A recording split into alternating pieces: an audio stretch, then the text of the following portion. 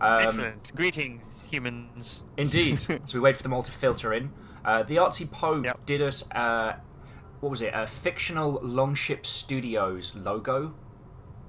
Oh, is that what that thing down there is? Oh no, that's different. Oh, is that what that image is? It will be. The one in the group discussion thing? Yeah. It feckin' will We'll be. see. Be one on Feckit screen. DJ Alternative. What? ho? DJ. DJ. Hello. Please excuse me while I'm cramming stuff into my food whilst we're doing this as well. Cramming Yeah, stuff I'm gonna into my need food. this. Nice. I want your most expensive food stuffed with your second most expensive food. Hey, Yes, my sir. friend. Lobster stuffed with tacos. Oh, that's cool. But dude, I would eat lobster tacos. That's a little bit more pleasing to the eye. Hello, lonely penguin one. Greetings. The Lonely Penguin was actually part of a trifecta of penguins. So what, ho, Ah, I Lonely see. Penguin? I mean, And lonely penguin's fat cat. indeed. Does your cat have a name, Lonely Penguin? Now let me get a shareable link. Anyone with the link can comment. Copy link. Okay, we'll be posting this a bit. Offie, what ho? How goes it? Today Hello. we're gonna design some video games, cause it's fun. I'm gonna introduce you multiple times, but to those of you that were first through the door, I'm joined by, once again, by game designer and good friend of mine, Christian, to help us kick out the doors on some geolocation funk. Yeah. Hello. Oh! If you can find me, then you are already halfway there. It's geolocation. Hey! I get the really bad jokes out at start. So, what ho to Harvred, and also, Maxwell Kelpler, who just threw us a follow, is a very good buddy of mine. So, Maxwell, I hope you're doing alright. I mean, Hey, Maxwell. I don't know if we are... This is one of those horrible things where I'm not sure if we are real-world friendos, but Maxwell's been a super good internet buddy to me, so... also, every time I bring up Twitter now, you will see it. I forget that! Ah. Hello, Silecot. Sealcot, I guess, maybe? Because it's got the penguin theme, so maybe seal. I've just been calling him... I've just been calling him Chiat. I've just been calling him, or you. Christian's a wee You bit... little bastard. Christian's a wee bit better at the whole reading thing than I am. So me and Maxwell have met in IRL once. That makes me feel good. That I didn't forget. But, yeah. But can you remember where? No. I don't know where I am now. Good point, well made. So what I've been doing, dude, is I've been doing just kind of like generalized wafflemancy for about 10 minutes when we started. When I've done like previous Twitch shows, they do like a pre-roll, like 10 minutes of like, okay, everyone can get in and sit down. Yeah. Sod that Just to noise. deal with this whole start bit, yeah. I like talking with you. I like talking with these peeps. So yeah. Also, aspects. What ho? What? Oh, indeed. Yeah, that's my battle cry as peeps come in. I can't. I noticed. I noticed when I knew you just in general. It's just now, like, taken on by multiple people. And that's okay. I'm just stuffing hummus in my face. Ah, okay. Good call. So, The video's going to go down because my laptop is shit. But I will still be able to see the stream chat, which is the important bit. indeed. And I'll be any questions and things that pop up on screen. I will filter them across to you. Grand. So, we can't talk about what you're doing at the moment, can we? There's bits and pieces that we can talk about. I am working for Sumo Digital in the UK. Yep. We are working with CCP. Yes. And that's about all I can say. And before this, you were at Starbreeze, weren't you? I was, yes, working on Overkill's The Walking Dead. I was there for about a year and a half. Then before that, I was at Creative Assembly, where you and I bumped into each other. And yeah, so pocket history. you're obviously going to be stuffing your face full of hummus, so Oh yeah. I might have to take over the text or the chatting for a bit. I mean, So have you introduced what we're going to be talking about? no, I'm gonna. We Or got another 5 minutes before we kick off in proper. okay, we're just gonna Yeah. So chew the fat. yeah. So Christian primarily worked on Alien Isolation while he was at CA, which is where him and I became excellent friends. Yes, we did. And some of you will remember Christian from helping us out with part 2 of the horror design doc, which was a lot of fun. Yes, Dude, that was really cool. I tell people that concept, and they're still impressed. Like, Roaring Twenties, Machu Picchu, horror multiplayer. And everyone goes, I don't know how you could make multiplayer horror work. And then we're like, it's, bribery. Come closer. Yeah. And then you can see their eyes start spinning up like, ooh. Wait a minute. If I can, you want me to betray my friends? It's like, no. You choose whether you betray your friends or not. So Chiat saying, I'm not going to be about the stream very much, but I wanted to throw my experience out now. So Chiat's adding that their partner, their girlfriend, loves the idea of Pokemon Go, but they can only walk about 200 yards before being in extreme pain. In anything other than the densest of urban areas, she's not able to meaningfully play, which sucks. When Pokego started, she was also buying incense to try and have a halfway meaningful gaming experience. Please make this disabled friendly. Okay. Perfect. Yeah. We can do that. Eminently achievable. I don't think Pokemon Go started out... I think theirs was a crime of ignorance. They were ignorant as to how big their game was going to be, and because they were taking the same technology and tech from Ingress, but adding steps walked as part of the system, I don't think they took into consideration that would, like... Because with Ingress... How people travel. Yeah. With Ingress, you could drive to another town, get out your car, or even sit in the car, attack a node. Sit in your car, yeah. So... There were definitely times when you were playing Ingress, and you got mates of yours to drive you around to various towns to hit nodes, dude, break up triangles, and yeah. I called people I didn't know who were on my faction to come and help me in Horsham because Richard Tiang was kicking our ass up and down. Oh, Tiang. Yeah. Oh, man, that guy. He was a machine. Guy. Yeah. I don't know how he did it. I think he must have just gone running like 15k every day or something ridiculous like that. And he was just in all the right places at all the right times. And I was just like, oh, you bastard. Yeah. How does he know? How does he know? From what I can tell, like, he was jogging in the mornings, and so he was combining that with his Ingress run. Then he was going out for a sandwich during the day, during lunchtime, and combining that with his Ingress run. And then in the evenings, he replaced whatever his main game was with Ingress. So he was driving to other towns and messing people up. Oh, yeah. I mean, it had to have been, like, his only thing in the evenings to do. Like, spend 4 hours driving around and doing Ingress. But yeah, I think steps is a good thing to have. But, you can have other stuff that supports people. It's just because you have colors in your game doesn't mean you can't have icons as well to help people who are colorblind. Yes.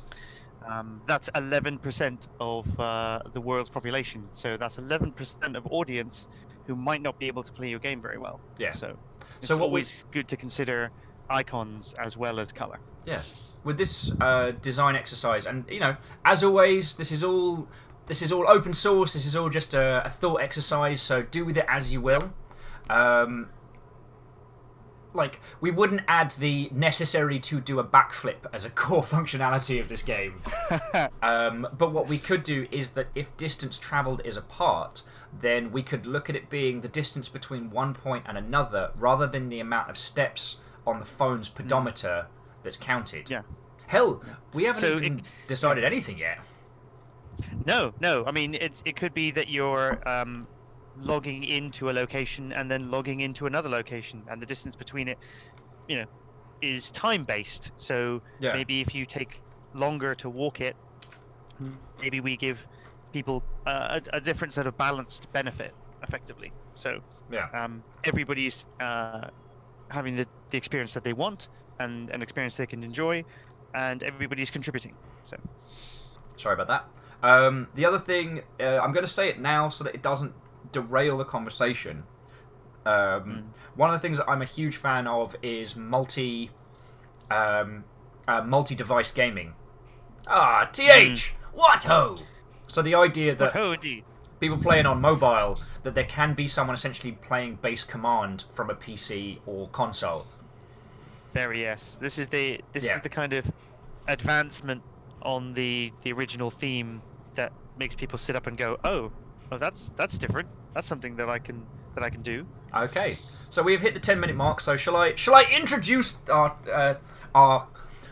viewers to the challenge we take to hand today? Wow, that was dramatic. Do so without delay, sir. Right. What ho, one and all. How goes it? Today we are doing another group design exercise. I have been cordially joined by friend and scholar Christiaan Jones, whose gameography includes Alien Isolation, Halo Wars 2, Starbreeze: The Walking Dead, and a bunch of other things that I can't talk about. Yeah. Operation Flashpoint Red River. Operation Flashpoint. Dragon Rising in Red River, yeah. So, been in the industry about 12 years, based in the UK, so hello to people not in the UK, and happy 4th of July to all the people over in the US. Yeah, everything's very closed. Set off fireworks responsibly, don't set your friends on fire. Unless they ask. Yeah. But unless they really, really ask. And then you're just being a good friend, really. Yeah. Today's exercise is we are going to try and come up with one or several concepts for a geolocation game. By geolocation game, I mean essentially Pokemon Go and Ingress.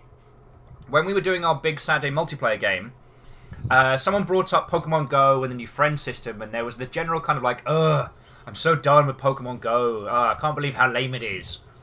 And it struck me that the perception of Pokemon Go is very interesting.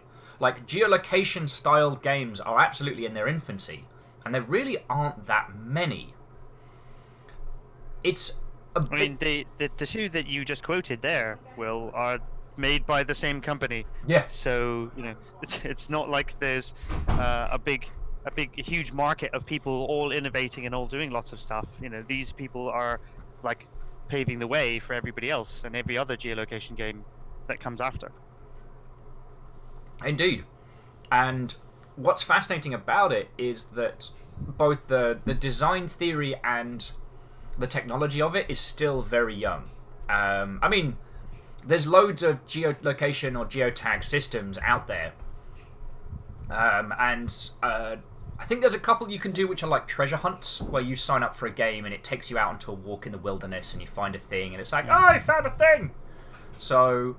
Or they're the little geocache things where you go exploring, find something, you leave something there, and you take something and you move it around. You move around and it doesn't move, so that people can find it and so people can interact with each other. Really.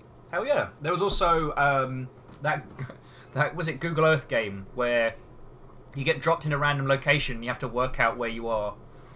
I thought that was quite fun. Oh yeah, I thought that was quite cool. Yeah.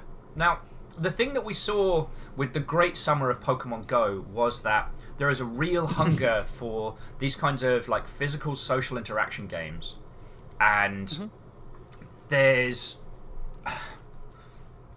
a real step forward in terms of play. People playing together, people claiming allegiances, and safely fighting over turf and exploring. Like, there's still a real hunger for that at the core of not just gaming but people. And yeah, I would agree. Yeah. Pokemon Go tapped into that, but it barely scratched the surface in my humble opinion. There wasn't much game behind it. We can do better, and we can do better. We can design in theory. Now, we're not we're going to go with the hard sci-fi rules here. So there are certain things we can do with a geolocation game, and there are certain things we can't. So here are the limitations. We know that our geolocation game is probably going to be run like mostly server side. Mm-hmm. So anything that is like device versus device, we need to keep it simple. You know, we can't have you meet a person in the middle of a field and then play like 3 games of Total Annihilation to decide the winner. It's too long. It's too long. Yeah. It needs to be fast. It needs to be quick. It needs to be sort of decisive victories or defeats, and then you move on to the next thing. Yeah. Something that feels fluid. If you start getting bogged down in things, then the notion of movement means that you sort of lose that. Yeah. There's nothing that says we can't have challenges like, you know, puzzles, things to unlock, but anything that is one player versus another player directly, keep it simple, stupid. Mm-hmm. The other thing is that we need to take into consideration real world whisks. Whisks are an important thing to take into consideration. Real world risks and challenges. Mm-hmm. If you are up against, if you create a game where people have to run from something or have to scarper from something, then, you know, it needs to be in a manner that is safe or in environments that are safe. Yeah. Obviously the core one is, if you haven't used it or seen it, Zombies Run is a good example of that. You create your own run. It dictates a story to you in a controlled way, and it's about distance, not about you turning this corner and having to turn that corner in a kind of AR falling off a cliff kind of way. Running out into traffic kind of way. Uh-huh. So none of that. So, yeah, that's kind of the long and short of it. We do have one more stipulation go for by Chayat. So Chayat in the chat said that their girlfriend loves the idea of playing Pokemon Go, but has reduced mobility. So trying to figure out a way of making sure that people who can't walk, like physically walk, can still play something like this. So playing with distance or playing with logins, and then trying to find a different way that means that everybody can play. Very inclusive. So we're not going to disavow it, but we'll probably move away from mechanics that use the pedometer as a... The pedometer's the step counter, Method right? of scoring. I'm not going completely Yes, crazy. Okay. No. That is the technical term for that thing. Yeah. And Arden's saying they don't have a phone, so they're just going to sit and listen. I mean, Well, actually, we were discussing earlier, and I'm going to leave it either till the end or try and put it on the shelf a little bit because it's so much fun it could derail the whole discussion. But the idea of multi-device. So the idea that while you are at your PC, you have a different set of mechanics and abilities than people in the field. Because we can give far quicker real-time information to the person inside of a PC with a stable connection, rather than people out in the field who their connections might be spotty, where they kind of need to get, bursts of information, not constant streams. Mm-hmm. And there's an idea that you've got the sort of the macro scale, very large, open kind of scaling, and then the micro scale. So people wandering around as agents, and there's like some sort of commander type person or multiple commanders, all helping out in different ways. So let's talk about stuff that we like in the 2 existing products, because at the moment we've got Pokemon Go, Ingress, and some of the geocaching titles. You mentioned Zombie Run, actually, which I had forgotten before we started doing this, and now I feel really bad. It's not really a geolocation game. It's more gamifying running in order to make sure people feel that exercise is not just, going nowhere, effectively running to nowhere or running to the same place all the time. What are these people running from? They're not. They're running to the most exciting elimination game. That's our tagline. There we go. It's MXC, the game. So the things I'm just going to pull some nice little almost USPs out of the air. But the things that I really liked that Ingress did so well is you never know if someone on their smartphone is another player or if they're just a civilian. I liked that sense of paranoia. I thought that was quite good. Okay, so something that deals either with that paranoia or that kind of but maybe it's not even paranoia. The idea that when you're playing poker or when you're playing a game with cards, you're kind of hiding your hand from somebody. You know, it's that level of kind of like sort of fun interaction and fun secrecy. It's the not knowing who's in and who's not. Also jumping into chat. So is that Hell Dwarf or Hell? I'm going to go with Hell Dwarf. Hell Dwarf. What-o? How goes it? So the person that I am co-streaming with is my good buddy Christiaan Jones, game designer of 12 Years EXP, who is helping us design this geolocation game. Also, C2022. What-ho? You back in the US? So C222 is Ben, who I don't know if you've met, but he flew over for Twitch London with Fred and Emily.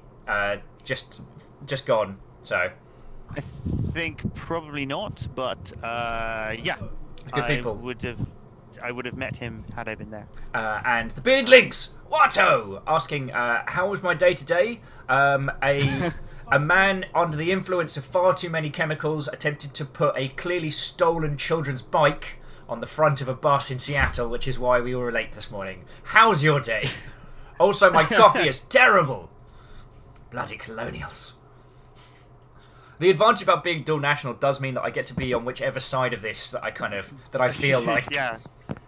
Well, to be fair, I can as well because I was born in Bermuda, so technically colonial, but get all our water and food from the US, so kind of got to keep them happy. Yeah. Yeah. If only you had some other like hot beverage that you could have that but maybe like a steep, sailed away. Leaf. Yeah. I always like the idea of a steeped leaf, and it's kind of like a really tall leaf that's difficult to climb. Yeah. Ew. Refreshing. Slightly invigorating. So yes, you are much more the Ingress person here than I am. I was more on the periphery, watching it happen to other people rather than joining in myself. We had some problems. Well, so let's do story time before we kick in, because there's loads of little tales that I'd love to tell. And one of my favourite ones was during the summer of Pokemon Go. So I'm waiting for my at the time partner, and I'm by a shrubbery that used to be the giant gushing bollock of Horsham. Actually, you know what? I'm gonna show you all because we're up here. Okay. Oh, you've got it, haven't you? So there was a sculpture in the middle of the town that the town council bought from some artist or something. It was it from it was originally supposed to be somewhere else, like Oxford or Cambridge. They commissioned what was meant to be the world splitting open, and it was this thing. Which would become colloquially known as the gushing bollock. And no, it had other less appropriately family-friendly names. Yeah, and the thing is, like, you can see it a little bit on this. See if there's a better shot of it from above. Didn't somebody create like a video of it running? Probably, but it'll probably deafen us all. It's like in the mid '90s or something like that. So the video quality is probably awful. Yeah. In the 6 years I lived there, as a fountain, it never had water. So you never got to see it gush? No, I never did. Never did. Apparently, they made it gush one last time before they removed it. Oh. So what would happen is then put it in some landfill somewhere. The sphere would descend, and when it got to the bottom, it would gush water out as it raised back up. And you can kind of see it to the left of Gran here by McDonald's. These tiny... smaller orbiting bollocks that would spin round. Yes. Yeah, Horsham was weird. Horsham was very strange. Anyway, but it was ours. Yeah, and that's our strange thing. So I'm sitting around the burnt remnants of this, Well, it turned it into a shrub bed, and I hear these kids getting really excited. I'm like, what the hell's going on? So I check, and it turns out that what was it? Team Mystic and Team Window Lickers was. Oh come on! They were Hufflepuff and Pokemon. I do apologise. Pokemon. It's Team. No, because I'm Valor, so it's Valor, Mystic, and Other. Anyway, so Yellow and Blue are duking it out over this gym, over the remnants of the flower bed where once the bollock stood. And they're smashing it back and forward. And for those of you that know, like, basically, when you take a gym in Pokemon Go, you set a load of Pokemon up with a huge bar of health, and the other team do battles against it to try and reduce the team. Instinct! Thank you, the Lonely Penguin. Try and reduce the health meter. So, I knew I had an eye. as the only Valor Red player there, I waited until it was on a sliver, and then threw everything I had at it, took it, locked it down, stood it up. And the kids are all like, "Oh, what happened?" They're looking around. So I jump into the middle of this flower bed and cackle maniacally, like, "Ha ha ha! No one expects Team Valor!" And the thing was, Red owns this place. I mean, they were clearly going to take it away from me because I didn't have the backup. But they were like, "Oh, no! We'll get you next time! Ha ha ha ha!" It was just this moment of pure silliness and good-tempered fun, like, taken... And, like, outside of LARPs, dude, I haven't had those kinds of experiences.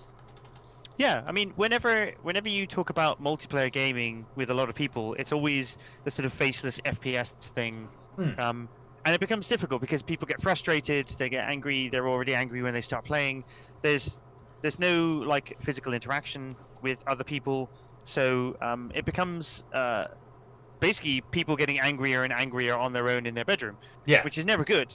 But this kind of thing is like it's a group activity, and you could say all this kind of like fucking Saturday mornings special kind of stuff. But really, it just meant that everything seemed less serious, and I don't think that was because it was Pokemon. I think it could have been anything, and people didn't really take it as seriously. And you got this kind of good-natured back and forth, like this kind of you beat us this time, but 2 hours later we're gonna do the same to you, and it's like I look forward to it. Yeah. I look forward to losing a gym, or not holding an area, or holding an area just 10 seconds longer than you did last time. The only other story I want to throw in for really... do you have a Pokemon Go or similar story you'd like to throw in, good dude? While we're doing story time, and if any of you in chat have a Pokemon Go story you want to share, now's the time before we get into this because I need more time to drink my coffee. Or an Ingress story. I mean, there's probably less of those, or they're more complicated because they require a lot more different things. But I always remember just people kind of. How weird it was in a sense, and how good it brought people together in offices. Lunchtime would roll around. People who would never normally speak to each other in years and years of working at a company, suddenly just kind of standing next to each other in an elevator or walking down the stairs with their phone out and kind of side eyes at each other and going, "Mystic," and they're like, "Yeah," and it's like, do you want to go for lunch? And it's like, sure. And then, them connecting over this thing that they wouldn't normally, this is the only thing they would have had a chance to connect over. And yeah, all of the different like capture stories that people have. There's hundreds and hundreds and hundreds of capture stories. This Pokemon appeared here, and a Mew appeared there, and a Ditto appeared here, and it was super rare. A friend of mine, who I work with now, actually, he went on holiday specifically to different countries with his then girlfriend, and she was like, "Oh, it's really good that we're going on all these holidays, exploring all of these things, and all you really ask is one day of chilling out." And it's kind of like, one day of chilling out and capturing all the local Pokemon. Yeah. So they went to Australia specifically to catch Pokemon. And they went to like Thailand to do it as well. That's heckin' these rad. really, really great photos. But there's always one photo, like one selfie from his then girlfriend of him like lying on a bed or like next to a pool or on top of a mountain somewhere on his phone. And it's like, I know you're catching Pokemon. In all of those pictures, you're catching Pokemon. That's super cool. So going into chat to tell some of their stories. So DJ Alternative was saying last week they went to a closed mall at midnight to meet a whole bunch of strangers so they could catch a Lunar Stone.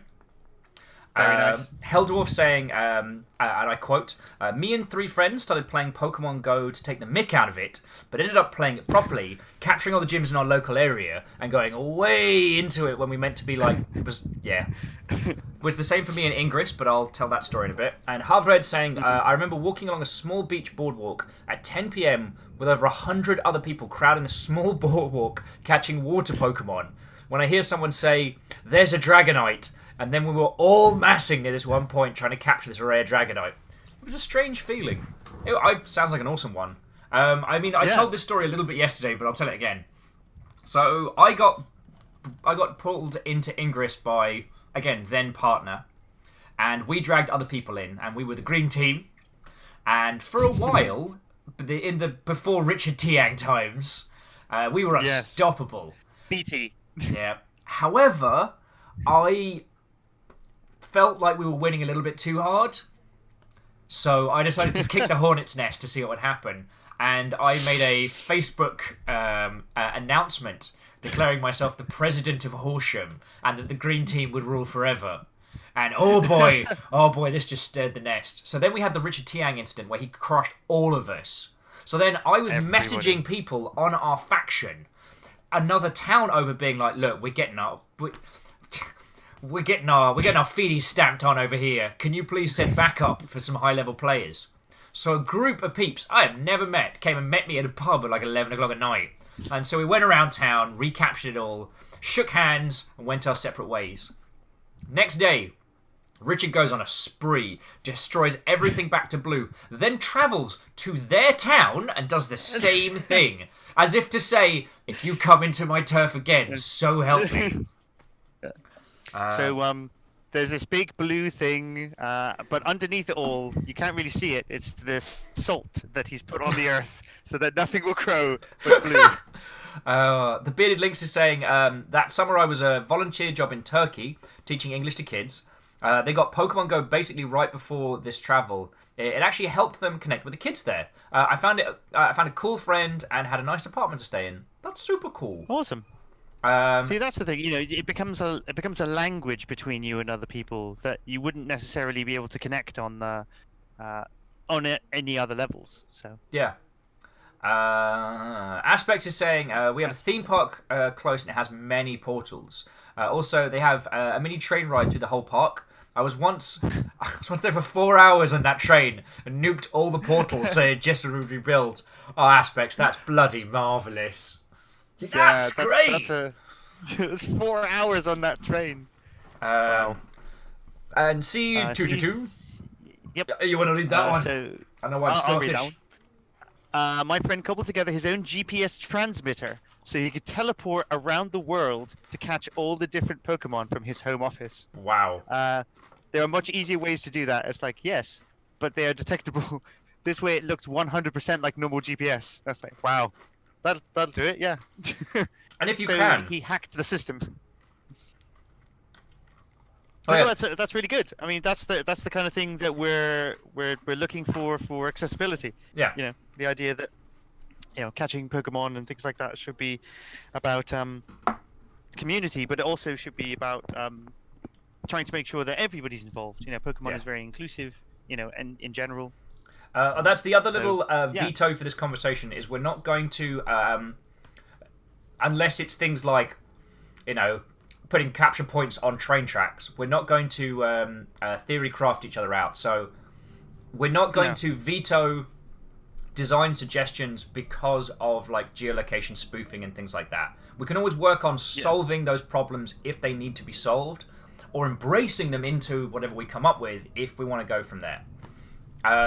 It's you can't design a title in concept while arguing about what form of anti-cheat to have in your game. Yeah, the details. None of these things are about going into the minutiae of this. Like, oh, which servers are we going to use? Are we going to use ones in Holland? Are we going to use ones in Hmm. Texas? I mean, like they've all got their different bandwidths. You know, do we actually merge them? It's like that's not what we're here for. We're here to kind of like, you know, come up with some cool idea and you know, as a group, as a collective. Yeah, but Helldwarf asked the interesting question earlier, which is, do we have a general theme for this? And I didn't know if we wanted to do it like that, if we wanted to do like board game style, like design the mechanics and then see what fits. What feels your flavour today, sir? Well, I think that it's difficult to come up with mechanics because, as you said right at the top of this, you know, you've got a very small amount of games to learn from, to pick from. So we could go like completely like silent for 10 minutes while we're trying to think of something like that, or we could kind of do what we did last time, which was come up with a really loosely termed theme, really loosely defined, very broad, Yeah. and then things sort of ping out from that. So just a general kind of genre or visual treatment style is good to start off with when you have very little information about the kind of thing that you know that you want to do. So it's a bit of a kind of chicken and egg situation where you could say, hey, I've got all these mechanics, but I don't really know what to do with them. Or I've got this visual treatment, I don't have any mechanics to sell it. So I know we've got the design chops in this chat because I was here last time. So I think we're good for that. You know but we this just crew. need something to sort of pin everything to and to go back to every time and go, is this, I don't know, spies or whatever. So Well, I mean, the one that throw out your genre ideas, really. I mean, all right, chunk them in chat. So here's the one that I would put forward, and Christian, if you wouldn't mind being our arbiter, so it doesn't end up being the and then Will talks at everyone for 2 hours show. yes. But I really like the idea, considering as it is the 4th of July, of going over something like... My audio just disappeared. Aha! Now Christian cannot hear me. I have full control. Okay, no, actually, I'm going to wait until Christian's back. Back once again with the Lemonade Master. I don't know what... No idea what the hell happened there, but... Default damager. Power to the people. That you... Back once again. Thank you! I've been making that reference for a year. Yeah. So here's... Really? No one got that? Jeez. Dude, I Come even on, had guys. one of the What's stream with you, names. man? One of the stream names was back once again with the Lemonade Master. Nothing. Oh, Nothing! See, come on, guys. He laid it out for you. Though Hindle's occasionally gotten the tub thumping, and Wraith got it when I was doing Uranu Uvavu the other day, so there we go. Ah, that's good. That's good. Oh, Jack says, like, I'll laugh. Okay, so. I was thinking of something basically aping on... Maybe not aping. I want to take something like Maelstrom. So, I know. So, Age of Sail, just landed in the New World fantasy. So, you've got races, you've got fictional factions, but the technology and the era is very much, you know, American Revolution era tech. Black powder weapons or early black powder weapons. You know, Age of Sail, but no ironclads. So everything's still made of wood. And cannons. You know. Yeah, the idea that the new colonies remain almost still remain partially unexplored, so allowing potentially for new locations to pop up. I don't want to go. I like the idea. Go for it. I like the idea that with that it's not just one group coming to a new place, that a new place where nobody lives and nobody's been before, and it's kind of like an intersection between different locations, similar to sort of like the way that Heroes of the Storm brings in all the characters from all the different Blizzard games by creating this middle meta, alternate dimension thing. Yeah. The idea that this place exists in between lots of different locations. So we, as humans, are all humans, and we all come onto this thing as humans. But there's another race which comes from a different dimension, and another race which comes from a different dimension, and you've got this central playing field. So nobody owns anything at the start, Because Yeah. if you have people who own things at the start, then you kind of have this idea that you're not really adventuring out into this new world. You're kind of like, these people are static and these people are active. Yeah. I like the idea of forming bands. So, small groups. So, Mm-hmm. between like 5 and 10. And the idea that your band can then join a larger group. But one thing I thought was interesting was that the big Pokemon kind of color faction thing and Ingress is like one side v one side was good. But then I wanted something on a smaller level. So I like the idea that it's about bands of explorers going out into the world. It's got a fantasy meets Age of Sail thing going on. And yeah, I know, I'm taking it from Maelstrom, but we've been playing a lot of Pillars of Eternity 2 Deadfire, which is kind of the... like, we just smashed all of Tolkien flavor and D&D into a game about pirates in the Caribbean, so...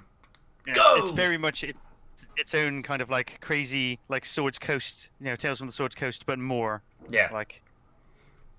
Okay. Yeah, I like the idea that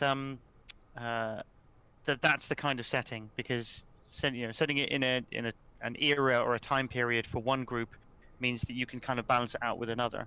Okay. So. Oh yeah, 50 Fathoms is really good. I guess Fog of War a little bit.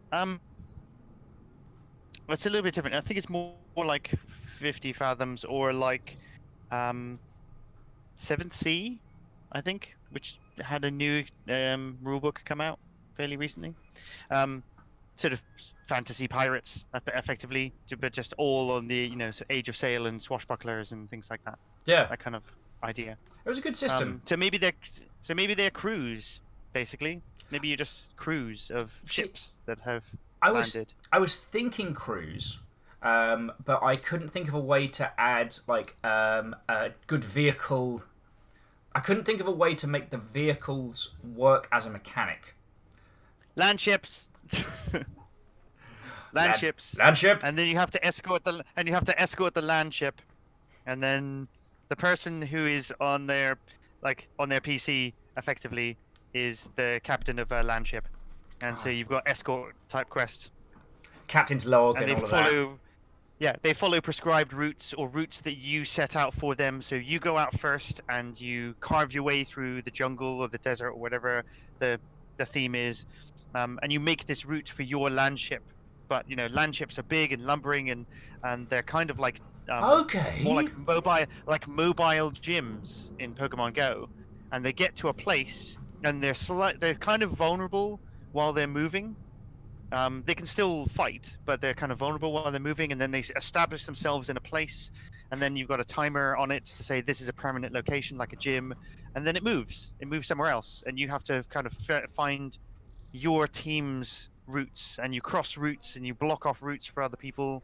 Okay. Kind of like a mixture between Ingress and Pokemon gyms. But so on it's wheels. got the exploration elements. And what would be interesting is it means that while there might be elements at a meta level, is that it's about your band exploring. It's about your adventures as a team.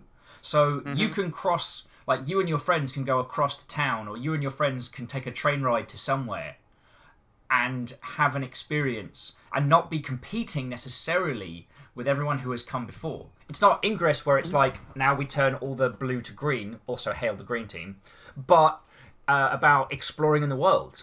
That's real cool, dude. Yeah, I mean, it's not even like blocking routes intentionally in the sense that the way that Ingress blocked off stuff was to overlay your triangle over their triangle. And that was the whole idea of it. It wasn't trying to like literally block a route to find where the intersection is. It's more, I'm going between here and here, these two static locations, and I'm drawing a line between them. Or we're exploring a line between them. Shakal de Cronus was saying, like, what if you're trying to collect things in the land ship that you're moving around, different resources? Yeah, I mean, there could be some sort of magical material or some sort of special material that only pops up from like geysers that are temporary, and you need your land ship in order to drill down into it or collect it in nets, kind of like a sort of Stardust type thing where Yeah. they're lightning pirates effectively, and they're just flying through a storm with big metal nets catching lightning bolts. You know, Oh, that'd be the kind of thing. I'm liking this because then, from a gameplay standpoint, it's about you're going off in these adventures, you're charting areas. From a mechanic standpoint, you're acquiring items to take back to the ship. So we're not asking every mobile device to keep an up to the minute track of the items they find. We're asking people to go out, so the idea is that we go out, grab it, and then once we've secured it, whatever game that happens on one's phone, you then send it back to the ship. Yeah. So, and each of these ships isn't like an individual like storage container necessarily, because you want to be able to see another ship over there that belongs to your clan, your group, your race, and deposit things there. So you'll want to be able to go, near locations like that of friendly factions. So it's not really like you have your ship. It's your faction has multiple ships, and you as a small group are almost a bit like mercenaries. You're a bit like freebooters or privateers. You're trying to sort of make your own way in the world and make a quick buck, but you're selling your services to your race, your nation, whatever we come up with. So Okay. it gives you that two-tone kind of gameplay. People can go off on their own and have like benefit from doing that, or they can be a small group or slightly larger, or you coordinate huge with like multiple ships. Oh, dude, robots are eating your voice, my good friend. You are under siege by the No. Robotian enemies. Oh no! Is it better now? It is, yes. Can you hear me now? Can you hear me now? That I don't know what happened. It was. That's weird. That was very weird. Okay. I'm not hearing any of the weirdness, so for me it's just I'm just reading through all of this stuff. Like Well, so I was having a look. So the idea of ship-to-ship combat isn't impossible, but we'd need to set either predetermined locations. So the thing we were talking about earlier, where we combat between one device and another in the field, is very difficult. That was what I was saying when I meant like we keep this within the rules of a hard sci-fi. If you and another person meet each other in the world and you want to do battle, it's got to go back to the server and back to the other person. And we're not guaranteed that each device has consistent signal. So we either need combat systems that are incredibly simple, or combat systems that don't do device versus device, that do device and server, and then the information is then sent back, and it's not necessary for each person to have up to the minute reception.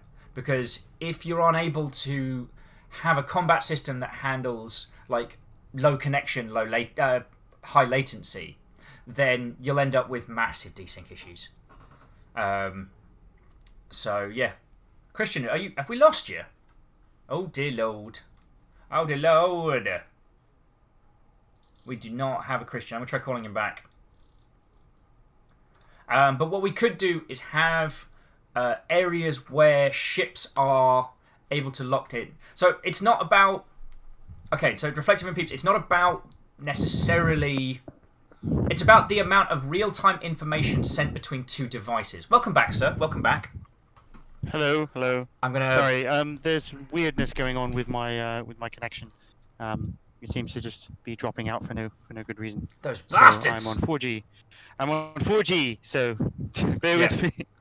Totally different way of connecting. Well, it's actually funny you should say that, because I was trying to explain that whatever we do for any form of PvP has to be simplistic in terms of the information sent between two devices. So I was saying ship battles are great, but we'd need to have them in either set locations or think of a way for these ship battles to be resolved simply. Well, we've got these locations that we would want our ship to be in. Yeah. So maybe it takes time for you to set up your ship. So everybody's like two people are aiming their respective ships towards a single location which has just appeared. and they take a little bit of time to travel, and one of them gets there first, but it takes 10 minutes, half an hour, half a day, however we want to kind of do the sort of asymmetric balancing. And this other ship will arrive while it's setting up. So you have this idea that ship battles are almost like two Pokemon gyms colliding Yeah, with essentially. each other. Which is And why you can help out. Yeah.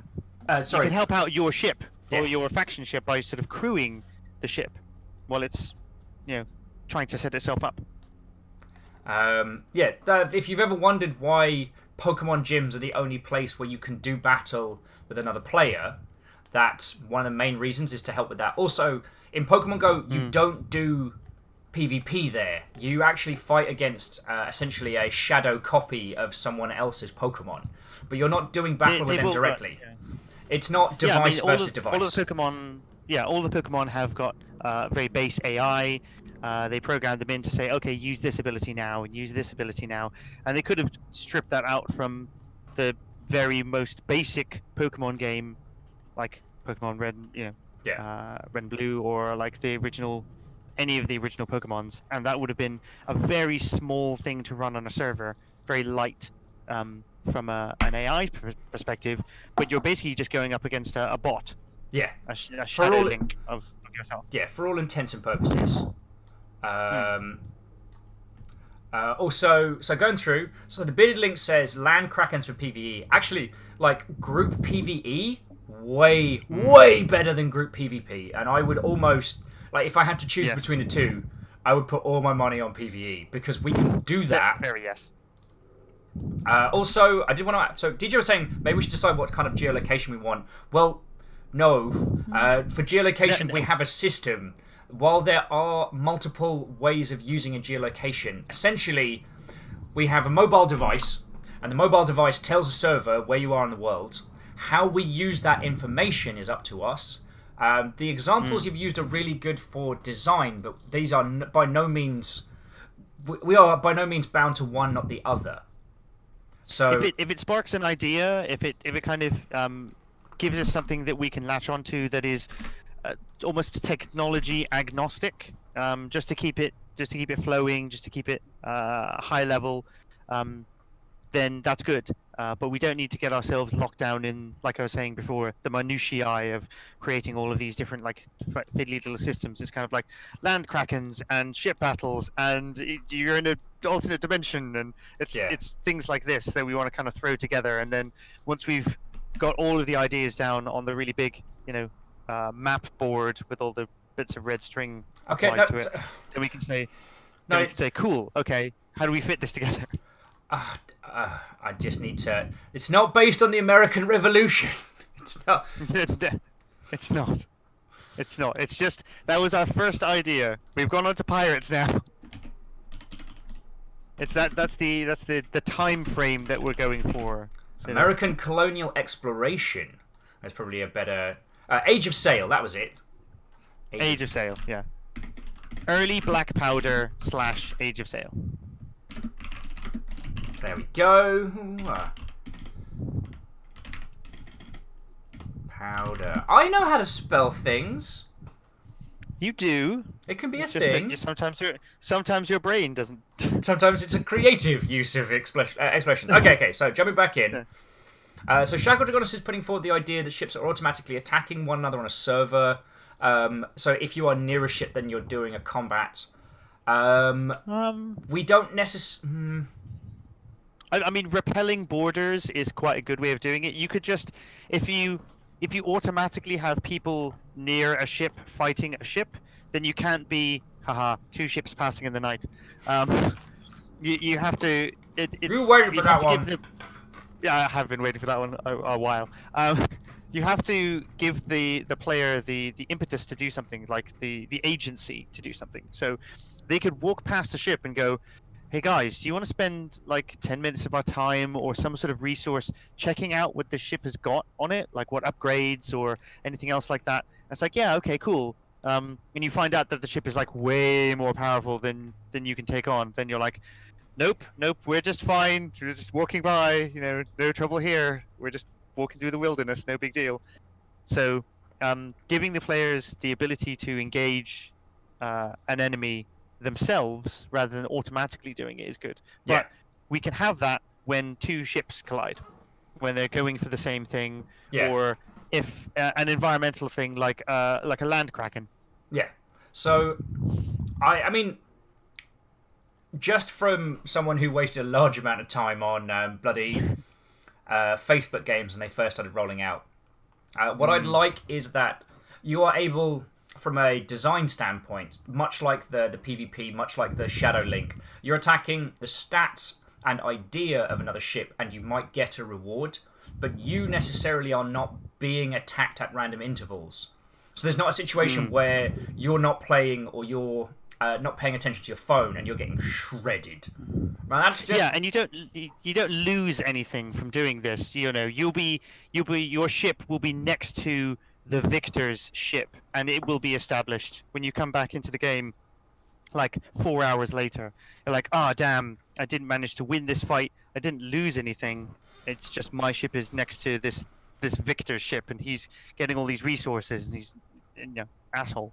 So, I had a really cool idea taken from, just articulated from chat. Let me see who it was who put forward the initial one, because it was very clever, which was... so, Biddy Link says, traveling monsters. Darn it! Someone said it here, and I lost the comment, because it was really clever. Alright, so the idea. Trade routes. You can set up a trade route, because we know major geolocations, right? Because we've got the data. So we know where New York is, we know where London is, in our server-side data. Yes. If you travel overseas, you can set up a trade location between what you'd claim to be as your main base, where your ship is docked currently, and where you have travelled. Also, I'm going to just add a little bit of Professor Elemental beneath this, because I can. Nice. Thank New you. album is out, and it's awesome. Oh god, yes it is, isn't If you it? guys haven't done it. It is, yes. Professor Elemental. There's villains and everything. And mutant cybernetic ducks, I think. It's always bloody ducks. Yeah. But the thing is, if we call it... we don't call it... we can call it a trading post. So you have the idea that you've got these temporary trading posts that you can set up. Yeah. That's away from your thing. And if we call them that, then, it envisages this kind of 4 poles and a piece of tarpaulin, just with, like, boxes and crates and stuff underneath it. It's like, hey, come trade, hand in your stuff. Sounds good. Maybe the trading post can be something that you either leave behind or you put down like a lure, effectively, and where everybody else is gathering resources and materials and there's no ship around, they can go to the trading post. Yeah. Plus, the idea of a trading post means that you're trading, so And why we don't know- we have some interconnection? We know we can do With trading the real well, because that's all feckin' server-side. That's easy. It is. And you can do it between the factions. So you can actually set yourself up a little bit of an economy, effectively, with those things.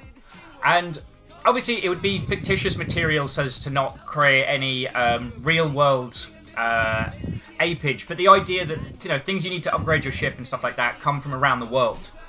And being able to trade with other people, like the price of buying something directly from someone else is insanely expensive. But if you, while you're on holiday, set up a trading post in another country, suddenly you've got like a clear line towards it, and then you could sell it in your local area. Because we've, again... So it's kind of like, there was another geolocation game, which I forgot had geolocation. Not really like that. It was actually the Animal Crossing game. The Animal Crossing game didn't have geolocation, but you could set up a stall with all the stuff that you didn't want, and you could just sell it, because normal stuff was worth, like, I don't know, 10 bells or something stupid like that, something really cheap. But like this red snapper is actually quite difficult to get, so you might put it on there for 200 bells, and somebody gets it for like a lot cheaper, and you just get like 10 times the price or something. It's not a great deal, but it's a little bit of a kind of trading mechanic. Yeah. They had maximum amounts that you could list things for, and they made it very sort of kid-friendly, effectively, with that. It was if a kid can buy something from our store, then anybody can buy something from our store. Yeah, and that's super rad. And I mean, I'm really glad you brought up Animal Crossing because I'd bloody forgotten it. And it's like one of the kings of these kinds of like social games. But Animal Crossing is all about meeting someone else in the real with a DS and then like having that interaction. At least it is now. Old versions were different. You know what I mean? You know what I mean? Yes, I know what you mean. I mean, I guess this all comes down to like, you know, improving your ship. I'd almost go so far as to give our characters, our bands, like a dock or a keep or a something. I don't know what. Oh, excuse me. Well, we could, in the same way as when you take over gyms, if certain people have a certain percentage of a location, like say a city. Yeah. Like a physical city in the world or a town. You know, very large places that you can go to. So it's not like monuments or like natural park things, because that's where you get resources from. Cities are where you actually sort of take control of it. You know, you could have one team having sort of 60% of it and the other two teams having 20% each. That doesn't mean that the other teams can't do anything. It's just that they're, you know, the impetus is on them to try and take over this area and try and, you know, get the price for themselves. Yeah, then we can come up with like a fistful of different fictitious factions that people can throw their allegiance behind. Maybe if your faction owns the city you're in, it's, you know, the tax levies are cheaper or something along those lines. I'm a real big, as I'm sure you know, dude, and everyone else has had to listen to me a million times, I'm always a big proponent of add, don't take away. So that, you know, if you belong to a faction and your faction is winning, you've not lost anything, you've gained something. Yeah, you're always trying to benefit the player by something. Never take something that they've earned away. Just make it so that there's somebody to aspire to or somewhere to aspire to. Hey, he's got a cool thing. I want the cool thing. I have cool things. And me having cool things is fine, but he's got a cool thing that I want to have. I'm aspiring to go to do that thing. To paraphrase Kevin Butler, if your friend has an awesome partner and then you get an awesome partner, do you know who wins? Everyone. Everybody. So jumping back into chat, so Cryo sticks with because I can. Cryo sticks with. What if we could make it a roguelike and call it Geolocation? Geolocation. You're fired. Helldwarf says, could you then attack trading posts? Maybe players nearby would want to defend it. That's entirely possible. Attacking an enemy trading post might score you a little bit of loot that you could then resell. DJ saying it stops them from conducting so many trades. Maybe there's a limit to the amount of trades that you can do, and when you attack a trading post, it just reduces that trade down to one every 10 minutes. DJ saying, I really like the idea of pulse-based mechanics. Maybe you can do some pulse-based treasure hunter. Oh, so the idea that you go to an area and then go, I wonder if there's anything nearby. So there's nothing that says we can't. We've already got PvE stuff. You could absolutely be a treasure hunter within the thematics of this world. If we what are those things? The divining rods. You know, the the sort of Y-shaped stick thing, and you could that could be our pulse. So it's kind of like, hey, where's this material going to show up next? You know, I can get there just before it happens, or cool, I found this like small cache of something, or buried treasure, or whatever. Cool. I mean, in that environment, we could, you know, your divining rod or whatever it is, you know, you blink it every, 3 to 5 minutes, and it gives you a direction you need to head in, and you kind of track it down. There was a hunting game I played weirdly for like a summer that was real like that. It's real good. Then let me get through the chat stuff, and then we'll be back. Bearded Link. We just need to. Bearded Link saying, what if you are basically Age of Sail merchant? You could do that within the confines of this. I think we're on to winner. Yep. That's a reasonable thing. You're setting up a trade post, so there's no reason why you couldn't be a trader.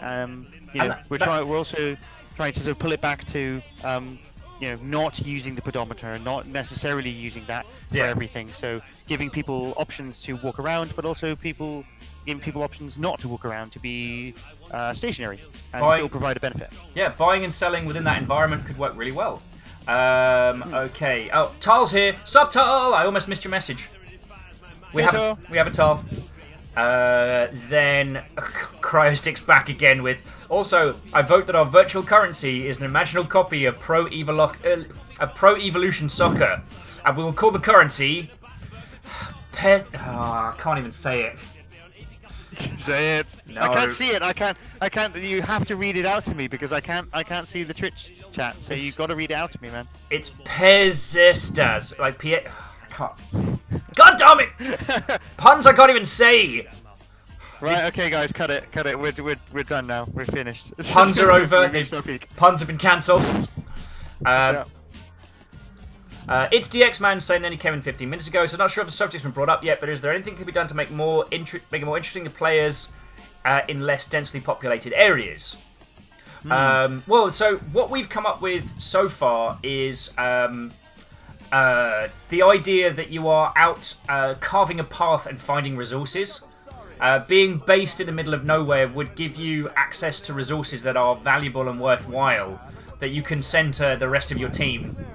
But so it's as you like, go for it. Over farm an area effectively. So if you've got something which is, you are in the middle of nowhere, you could feel very, very separate. But because this is the road less traveled, because you're on a location where there hasn't been a lot of traffic, maybe it'll ping up some really good resource for you or some rare resource, just because you're in the middle of nowhere. So yeah, so that's definitely something we can roll with. Heldwarf saying different classes, hunters get resources, traders get them, etc. Different roles, perhaps, because we were contemplating the idea that when you're using the mobile, client, you have a different set of abilities than when you set off on when you're at your PC. What I would propose is not a class system, but a gear system, which is essentially it's a changeable class system. It's a job system, really. I mean, there's a limitation on how often you can swap your job over. Maybe there's that idea of leveling the job, or it's just, hey, everybody needs to be a buccaneer right now. Yeah. Because we're all going to attack this thing. So you're going to need your have multiple roles. Yeah. So yeah. So you'd have your cutlass pistol, whatever. If you're going out hunting or exploring, you'd have a different set of kit. You'd have a different job, a different role. So you would say, okay, today it's exploring mode. So you go out, you do a thing, with the idea that you would then come back to wherever you left from, deposit your loot, and then decide if you want to do a different role. So it would mean you couldn't just flit on the fly. So you might end up in an interesting situation in the world. But these points that we're creating, could be used for anything. So swapping job. You can't swap class or weapons in Monster Hunter. When you're out hunting monsters, you have to go with your gun lance, and that's it. If you want to go sword and shield or great weapon, then you go back to town and you change, and then you go out again. Yeah. So it stops people from just swapping around all the time and really sort of unbalancing a class system. So hell yeah. And correct me if I'm wrong, with the Final Fantasy, the latest online one, you can swap your class on the fly, but not in a dungeon or raid. You would have to come out to change your class and then go back in. I mean that's because it's more about the sort of open world nature of the thing. I think that because this is all open world, I think we would have to limit it to even more fixed locations than previously. So. Well, in that, actually. Yes. The thing is that you've got the Bearded Lynx talks about like hiring crews of pirates. You don't hire crews of pirates and merchants. They're all players. Everybody's a player. So if you want to hire a crew of pirates, you talk to other players and they can be your pirates. You want some merchants, or you want to open up a new trade route, or you talk to people. It's trying to get people so that you don't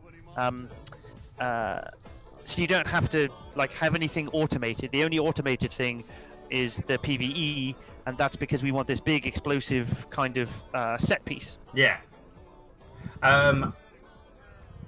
Plus, I love the idea that someone who trades well or someone who travels a lot can be a procurer. I'm making up words. Can be a procurer of rare items, but they aren't the only people that get access to that. We're moving away from kind of Pokemon Go's like, oh, all I've got's like 20 Weedles. And actually rolling into this like, I met a man and he traded me this stone. What does it do? I don't know, but it's very valuable. But it's really useful. I once saw a child playing with a tangerine, the size of a tangerine. If a watch falls on, back in time, and it would seem like alien technology to prehistoric people. Now, we can keep articulating on this idea, or we can bounce onto another one. What are you feeling? 'Cause I'm really enjoying this concept. I think this is good. I think we're running down to the idea of, with Ingress, you just had colors. I don't think that they had. They didn't have a story related to that at all until a little bit later, and it was a very sort of loose, broad story. I think with Bearded Lynx is going to bed. So good night to you. And thank you for coming in. This has been really cool, and I hope you have an excellent day, whether it's Happy 4th of July or Happy Wednesday. Also, I put on I'm British by Professor Elemental because it makes me feel better. You're a stranger in a strange land. No, that I am. So, yeah, the idea is that, you've got that in Ingress, and in Pokemon Go, they really went to town on the kind of...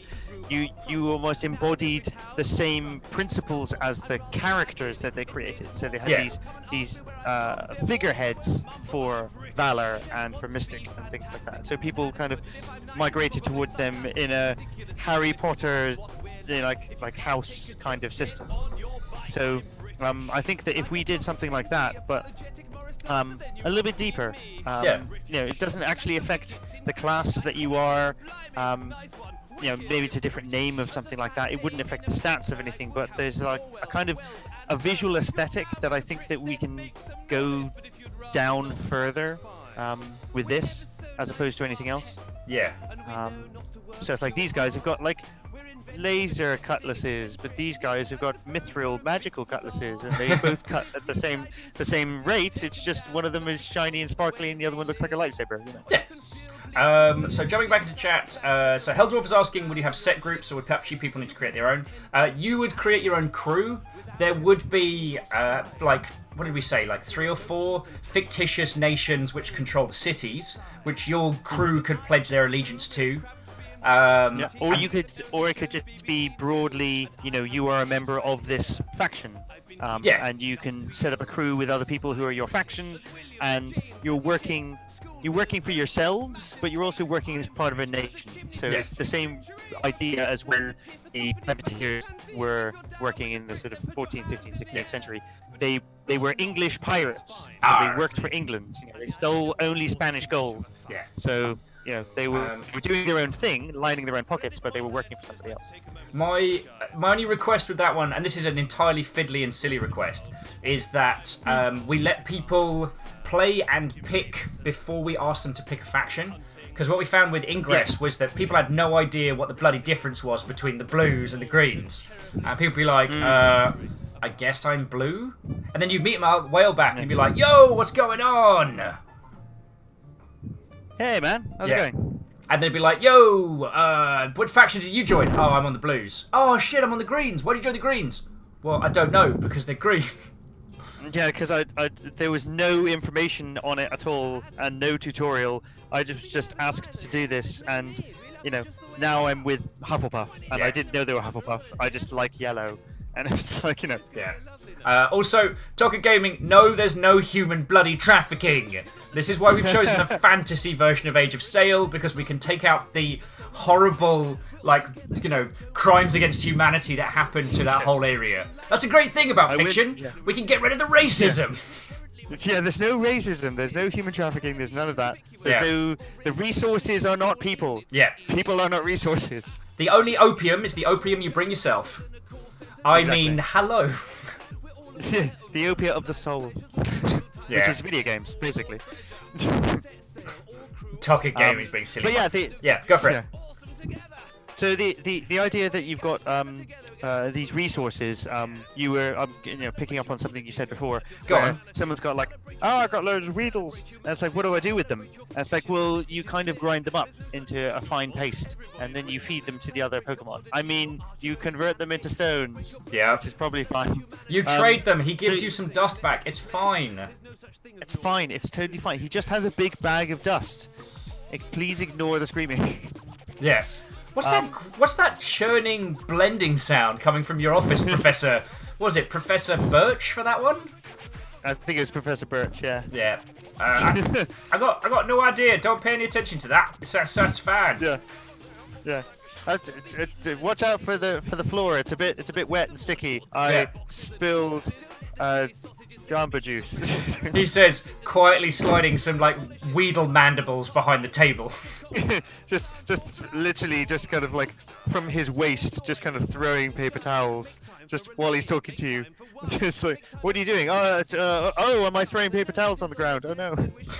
How'd they get there? Soaking up all of this cherry. But Wow, yeah, this got dark fast. But you could wait, Professor Willow. You could wait, and instead of like trading like a couple of them for a short reward, like say it was like twigs of some special type of wood that you would need to collect, you could wait for a while and actually just like get a log out of it just by using the small things that you have, because you can't do that with Pokemon. You can't just get loads of Weedles and squish them together and have a Pikachu out of it. Shouldn't. But we could, can't mechanically. Breaking all the laws of God and man. Yes, we can do that. Which, if I've ever heard a better description of Pokemon, I don't think I have. Breaking the laws of God and man. Yeah. Why does a chandelier have an eye? Why is garbage fighting? Why are you putting the skull of a child's mother on top of the child? How is this a thing? It's basically like a reverse Eggs Benedict when you think about it. Yeah, that's a good point. Yeah. Instead of like liquidated parent over child. Yeah. Eggs Benedict side up. So Tal's asking us, have we talked about airships yet? Now, airships thematically would probably be easier, but it would allow us to hand wave away so much, right? I think I like the idea of like a really big land ship, because it also gives you the idea that it takes time for that thing to travel. That's a good point. It does give it weight. Kind of like, yeah, so airships are kind of like, okay, fine, maybe you can send messages, or maybe airships are more like single pilot gliders, really, and it doesn't actually hold up that you have a massive airship. Yeah. Or an airship is PvE. It's just like a Kraken. Some faction has created an airship, and it's like, wow, that is something that we need to deal with, because that faction, neutral faction or monster faction, shouldn't have that, because they'll beat us. So. Tal's suggesting Skies of Arcadia style. What struck me is that because we've got enough fantasy and fiction and fun in this world, we essentially can expand upwards. So, we've got our stonking land ships, we've got... What if we had huge ass kind of like only at sea, like ship carriers? Do you ever see Pirates do you ever see Pirates of Dark Water? Yes, I did. Do you remember the big bastard like super ships that would have like little launching ships from them? Yeah, it was almost like a mouth opened up and another only slightly smaller ship came out of it, and it was just like, how do they have so many ships? Ships all the way down. But don't look at that. Look at the monkey bird. We could go into those areas. So because we've got enough fantasy, and our goal is to create a game that you play you play out and about, and then essentially, okay. And I'm not saying I was just looking through this. Yeah. The idea is that everybody should have a level playing field. Yeah. You should always aspire to something like that, but it's not so that you have a 1% of players who have that. The 1% of players are the people who've been clever at talking to other players and doing all of these things, and they're always benefiting their faction. You're not the king here, you're working for the king. Yeah. And you're a very important person, but you're not leading your faction in anything other than a kind of de facto kind of way. So your faction controls the city, your faction controls this land, your faction does this. You personally have got this area locked down. Yeah, you and your mates, you and your little crew, you've got your little trading routes, you've got your little places you've explored, the maps that you've carved out. And one thing I've thought is that because trade's a big part of what we do, and trade would be best done from a PC, then we get this great idea of you go out, explore, come back. You go out, do a thing, come back. It's, you're always returning to a place, and I like that idea. So I like that. Yeah, I like that idea from a kind of an accessibility point of view as well as anything else. That you've got the option of doing that. Other people who like going out and either can physically walk around or really like to do that kind of thing. They get their benefit from doing it by having a ship they can drop stuff off to, and they can continue playing the game that they want. Other people can go home and play the game that they want. So everybody wins basically, and your faction is the one that's actually getting the benefit from both of these different play types. Now, Tul's suggested one of the things that I've always loved the idea of, which is you have paid community managers who are both running the communities of each of the factions and also in-game pretending to be the kings. I love shite like that. I love that. Quick derail. Promise it's a quick one. Go, I guess. But one of the previous projects I worked on, we wanted to do that. We wanted to have it so that every member of the dev team was also an in-game or in-universe character. And I spent a lot of time making that happen, and sadly it never came to fruition. There's an excellent pilot for the concept sitting around somewhere, but I've always loved that idea. I seem to remember that, and also when we were working together on a project that got a little bit off the ground, but then didn't. I'm still mad. We would have been so ahead of the curve as well. I know we were, but the thing is that CMs would come in as like storytellers, effectively. That sort of idea. But if anybody ever played Lord of the Rings Online, a good friend of mine was community manager, a community officer on that, and they got to play the event bad guys. So they didn't just spawn like a big Mordor troll. They got to play that as a character, and it had buttons on it so they could do different things, like different attacks, and you were fighting against like an intelligent enemy, which I really like the idea of, that there's somebody who represents. It's like the kind of, I guess they would be sort of East India Company kind of people. So they're the middlemen between whoever's running the faction and something else, so that you could have this distance between them and the kings or queens or lords or whoever is ruling this faction can be some character who has all of these different things. People can write stuff in character, but when you're sort of interacting with people, you can have almost these like in-game GMs who sort of wander around, just go like, hey, I'm gonna get you to do this thing, and if you give me this thing, I'll give you this like shiny bauble instead. And it's like, oh wow, that's really, really rare. It's like, so you kind of communicate with people, or I'm going to be in this area and I'm going to set up a trading post. Plus, and you can talk to me. We have a game which involves people meeting in the real. The idea of a CM dressed up like a pirate in the back of a pub in London makes me feel super cool. And you have events. You could have events like yearly events or like on a specific day, and then you hire out a space like the loading bar or something like that, and you deck it out and all of these things. Yeah, dude. It's like trading. It's like trading day. It's like trading day, and everybody trades on trading day, and everybody gets like 100% extra because it's this big celebration.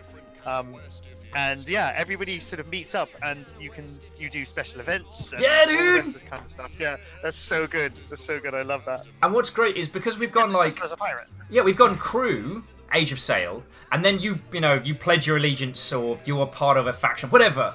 But those factions would each have a very simple color. So you've got everyone pirated up, but then they have an accent color as well, and yeah, everybody's got a sash, cool. and it's a blue sash and a red sash and a green sash, and it's kind of like green sashes. It's like all of those guys will have their corner of the bar or their corner of this event space, and we let people sort of run with the idea that accent color is the thing. It's not like, these guys have this specific dress or this specific dress. It's more like, these guys are green. As long as you're green, that's totally cool. Do what you want. And then people will create their own histories, like they did with Mythic and Valor and Instinct. They created entire backstories for them, which didn't exist. Tumblr and Twitter and all the rest of the stuff created a world on their own. Just with a very slight push in the direction of a color, and a character's face. So, that's the kind of cool thing that I like. Is people taking control of the development of something, as well as just playing the game. And that's something we've seen with both Ingress and Pokemon Go, is that people started defining themselves based on those colors. Like, those three teams did not have much in the way of personality when they launched. They each had a leader, and that was about it. Each had a leader and a colour, and Go. But they each developed their own personalities through the people playing them. Like, Red ended up being the aggressive, fighty bastards. The Blue ended up being the kind of the metagaming clever. And Yellow ended up learning how to tie their own shoes eventually. Go outside, maybe sometimes on their own, but only short distances. Okay, jokes aside though, I saw loads of things of Yellow was like the passion and the heart of it all. Like, they're not playing to win, they're not playing to learn, they're playing because they love it. And they wanted to make friends. They wanted to actually sort of get to, the other two teams were battling out, sort of brains versus brawn kind of thing. But it was like, Yellow was always kind of just there to enjoy it, the game. It was like, it was the Pikachu of the group in that sense, because it was just there about having fun. It wasn't trying to prove anything, I suppose. But I like the who was it who was saying it? Dr. Pepper Pepsi and Guy, which is going to be difficult to say 3 times fast. See, I've still been calling him by his old title, which was Dr. Pepper Pepsi Gaming Guy. Yeah, Dr. Pepper Pepsi Pun Guy. I didn't even see you change your name. God, I'm a terrible host. Sorry, dude. Please continue. They were saying optional vibration for when you walk past someone. Maybe if it's like a trading post or a ship. If you go to an event and it vibrates when it goes past somebody, it's just going to vibrate out of your pocket or give you some sort of really bad hand injury. I had 100% battery and then I walked past an event and suddenly it's 0. And it went out of my pocket and sort of walked across the road. There were traits for the leaders. They did have an idea of where they wanted to go with these things, but it was absolutely the community that took it and ran with it and made comics and animated things and GIFs and people giving them voices, and they were talking about why isn't this a show? Why is this like an anime of some kind? It would be really cool. I don't think that the Pokemon Go guys thought that at all. I think they were just like, hey, how do we personalize this a little bit so that people can figure out what kind of team they want to be on? Okay, now Tokka said you want a useless feature. Here's one. If you by useless you mean awesome, and I just want to read this out for everyone. Yes. When there's another group nearby and you have sound enabled, there's sea shanties getting louder the closer you are to another group. Shanty echolocation. And imagine the other group's phone is playing the shanty louder and louder as you're getting closer. And then everybody's singing along, and then everybody comes together and they're kind of like finishing. Maybe it's just like a kind of like a periodic thing that just sort of happens, and the more people you get to sing the sea shanty, it ups your gathering bonus by like 10% or something. Yep. So it works as a mechanical thing because you're actually joining in with it, and you're joining in with lots of people. Yeah, exactly. Community So, Day's a yeah, riot. how- The thing is, we could probably design our shanties in a round, so that they each follow like a similar rhythm or something, so that if you have multiple shanties, even though the words get a bit messed up, they still keep the same sort of rhythm, so that, as Tok is saying, gaming days would be a riot. So you'd have like 100 people with their phones all blaring these shanties together like a, like the ideal imagining of the Pirates Tavern, where they're all being like, "Way, I want smack to dog." Sorry, don't hit dogs. Dogs are lovely. Yeah, don't hit dogs. I really love the idea that the shanty that you create is a 4-part shanty, and then you give different bits of the shanty to different factions. Oh, and when it all comes So together, when it comes together, when it all comes together, it's not a riot of like different sea shanties. It's one big communal sea shanty, and there's people singing different parts of it, and it's either harmonizing or they've got their verse and they've got their verse and they've got their verse, and it works really well as a kind of bringing everybody together, even though they know that they're on opposite sides. They're kind of brought together by this one like song that defines the gaming experience. that'd be so good. Yeah, I mean, going back to Lord of the Rings Online. Go on. You could have it. It was completely useless in game. It didn't give you any stats or anything else like that. But you could have a musical instrument. So you could play the drum or the flute, or there was a lute and a lyre, and there was like 5 or 6 different instruments, and you could use like a notepad file to compose music. There was actually I think they were called the Shades or the Shadows, who were like an actual band. They composed like music and gave concerts like in game, and had fireworks, and they had choreography and all the rest of this kind of stuff. And it's the idea that one faction is the drum faction in our game. One faction is the accordion faction. And they've got all these different instruments that they kind of associate with, so that when it all comes together, it's all just layered. Oh, that'd be so good. Do you mind? Would you indulge me a small tangent, good sir? Yeah, you'd be my guest. One of my favourite films is the Beat Takeshi Zatoichi. One of the things I love about that is they have a troupe of musicians and dancers to play these builders throughout the film. Yes. And as he's walking through, they'll be like rebuilding a house that burnt down. And at first, it's just like bomph, bomph, and the second one will come in with the and they'll start like building a rhythm and a song out of the stuff they're doing. Later on, when they're in the rice fields, they're just like stomping around the mud in rhythm, and it's so good. It builds this thing. Anyway, have you ever seen? Go for it. Filing in from that. Have you ever seen Japanese blacksmiths work on a katana? Because they keep work a rhythm in that way. They keep a rhythm. All of them have different sizes of hammer, and they have to keep that rhythm going in order to fold the steel and have it consistently folded over and over and over again. And it makes this musical tone, and it's great because everything is done in such a traditional way, in such a structured way, that it becomes a concert, effectively. Taiko drumming as well. Yeah. Oh, so, want to jump back in, because Compliment Cat was saying, oh, is this a mobile game? Okay, this is a geolocation game. This will be played with both your phone and, to an extent, your PC. Because one thing that we've hit upon is the idea that you go out into the world and then return as part of the mechanics. Like, go explore, come home, come back to port, come back to base. Did we decide what we were calling our base? Come back to the ship? Well, yeah, I mean, we have these sort of land ships, which are things that you can own your own one. Everybody could own their own one. It's like sort of Facebook game things where everybody's got their own city. Yeah.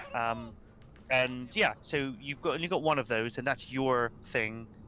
Indeed, ships of the land. They have huge wheels. It'll be great. It's like a land train, which is such a weird name for something. Of course, it's a land train. Yeah. But yeah, they've got this place to go back to, but we're not focusing on necessarily the idea that you have to walk somewhere. It's inclusive of people who either can't get out or don't want to have that kind of experience. Yeah. But it's the thing that I want to add Yeah. is that this isn't a mobile game, because I feel that term does come with a lot of connotations. This is a geolocation It has a game. lot of baggage. Yeah, it's a game about being out and about. Now, we know that most of the populace have smartphones, so smartphones will be a huge part of playing this game, but it ain't a mobile game. You know what I'm saying? It's mobile with like a lowercase m. Yeah. Or actually no, it's mobile with an uppercase M because it keeps you mobile. It's Yeah. about mobility. It's about moving around, but it doesn't necessarily have to be about a mobile. I cannot conscience calling them cell phones. It still seems wrong to me. Yeah. Also, I'm sorry, it just still seems wrong. Tom Rocks! What ho! Welcome, good friend. How goes Oh, it? indeed. Yeah, so we've got this this idea that you're going backwards and forwards to these locations. Yep. So let's roll it back and let's say what we have. So, Oh. factions. Oh. So we've got so we've got factions Uh-huh. who are in a fictional universe. The only difference. Congrats. Good to hear it, Dom. Good to hear it. We stand with you. Yeah. Life's too short to ignore feeling bad about something. Yeah. And to Hell Dwarf, we do have a Discord.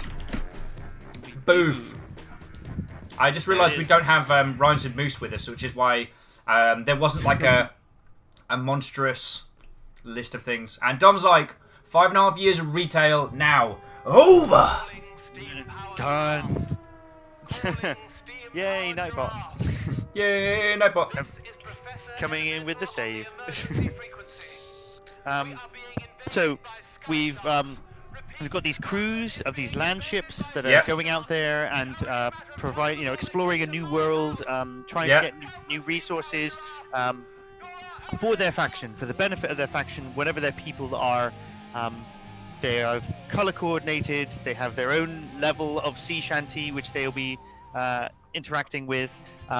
It's all for these for themselves, but also for the idea that they've got this land train, which is the only way to get the sort of the major resources. These resources that move around, either geysers or mineral veins that grow somewhere, or some sort of plant, or anything that can regenerate over time, or have a sort of periodic thing. Yeah. The land trains themselves can be attacked while they're en route to something. They can be attacked when they're on the location itself. They act like sort of Pokemon gyms. You can help your faction's ship. No, it's more like a land ship, as in it's a normal sailing ship just with really, really big wheels. Yeah. Or in later levels, and tracks. It's powered by tracks, air. Yeah. It's powered by some sort of special dust. I don't know. I mean, Wheels. we're talking about like Age of Sail meets fantasy. There's going to be all sorts of heckin' weird stuff. Land ships are not the weirdest thing that you're going to drive tonight, the man. You know what I'm saying? Yeah, I mean, you gotta really sort of step outside that comfort zone of the land train. Yeah. Choo choo, Mother That's Hubbards. the first step on this thing. Yeah. The whole cornucopia of delights. Yeah. So yeah, we've got all this idea that you can work for yourselves and you work for your faction. You're trying to get resources. You're trying to take over sections of city by setting up trading posts. You can set up trading posts, which you can trade between factions as well. So you can you set up a kind of a weird market or a free market system. We Am I could. missing anything? It's like we talked about so much. I mean, we're getting to the Faffermancy a little bit. Yes, we are a little could- bit. So that's why I wanted to roll it back and Yeah, just see no. did we miss anything. And Oh, I meant more with Faffermancy because my brain was going to we could limit how many things that you can have available for trade at any one time. So like, yeah, no. once every hour or That's- so, you can say like, okay, these are the 5 items that my crew is trading, so that you can't just have one crew that travels around the world and has everything available. And yeah, but that's Faffermancy. all that's great. But yeah, it's a little bit out of scope for what we're doing because it's too narrow. We Yeah. want to keep it nice and broad, nice and big. So This is why I need to have you is there around, some- otherwise Will goes off the fucking deep end. That's true. It's like what shade of green are we going for, guys? It has to be forest. Obviously, it has to be forest. Emerald. I Okay, am just. fine. I am thankful that you can drink as much as I can, because every time we've done like one of these design things in the pub, like I get like 3 Yeah. pints in, and then I'm ready to design like this teeny tiny little clockwork system, and you're pointing to the skyscraper half finished, like Will, over here. I'm like, okay, Yeah. but what if the player's hasn't- feelings could be designed? But it hasn't got any windows. Stop. We've not got even a door. Why are you designing the door handle when we haven't even got a fucking door? Yeah. You're right. But what color is the door? Will. Focus. So yeah, let's open it up to you guys again. I mean, what kind of things can we do to make this more accessible to people, or how do we encourage more group play? I mean, what does group play mean to you guys when you're thinking about a geolocation thing or geolocation games that you played in the past? Okay. So whilst people are posting some good stuff, so one of the things that DJ threw in was for the Pulse treasure hunting is the mysterious box that you acquire, and you can basically poke the mysterious box and it gives you information. So it's like you stumble across an odd box. It's grand and ornate. Animals off faraway lands are engraved on the sides of the box, and the lid is a piece of black glass and a single button. You press the button. The black glass illuminates with the message, "Hello, traveller. This is attempt 1 of 50. Distance, 364 kilometers. Access denied. Powering off." That sounds kind of cool. 50 tries to find the magical opening of what's in the box. What are your... Yeah. I mean, I really like that from a kind of buried treasure kind of angle as well. Yeah. It's not just like attempt 1 of 50 of trying to get closer to something. It could be something that is part of the whatever neutral faction we have, because you've got PvE. Maybe there is a neutral faction who you guys can, which the different factions can ally against. I think that was another thing that we didn't really have a lot of when you do things like Pokemon Go or Ingress. There was never an external group that you were interacting with. Like Team Rocket is obviously the sort of the easiest one to talk about. Blasting off again, Everybody's Mother trying to be Hubbards. the best trainer. Exactly. Trying to be the best, the very best that Like ever no one was. ever was? Like no one ever was. I mean, nobody was that good. No one was ever that good. Not even Ash. But the thing is that they had all of these people who all had the same goal, who were in competition with each other. Yeah. But Team Rocket was the antagonist, I suppose, if you wanted to use a narrative conceit. Yeah. They were the people that you were allied against. Everybody was allied against. So maybe something like a faction like that could have something. Maybe they're an ancient race who was here before.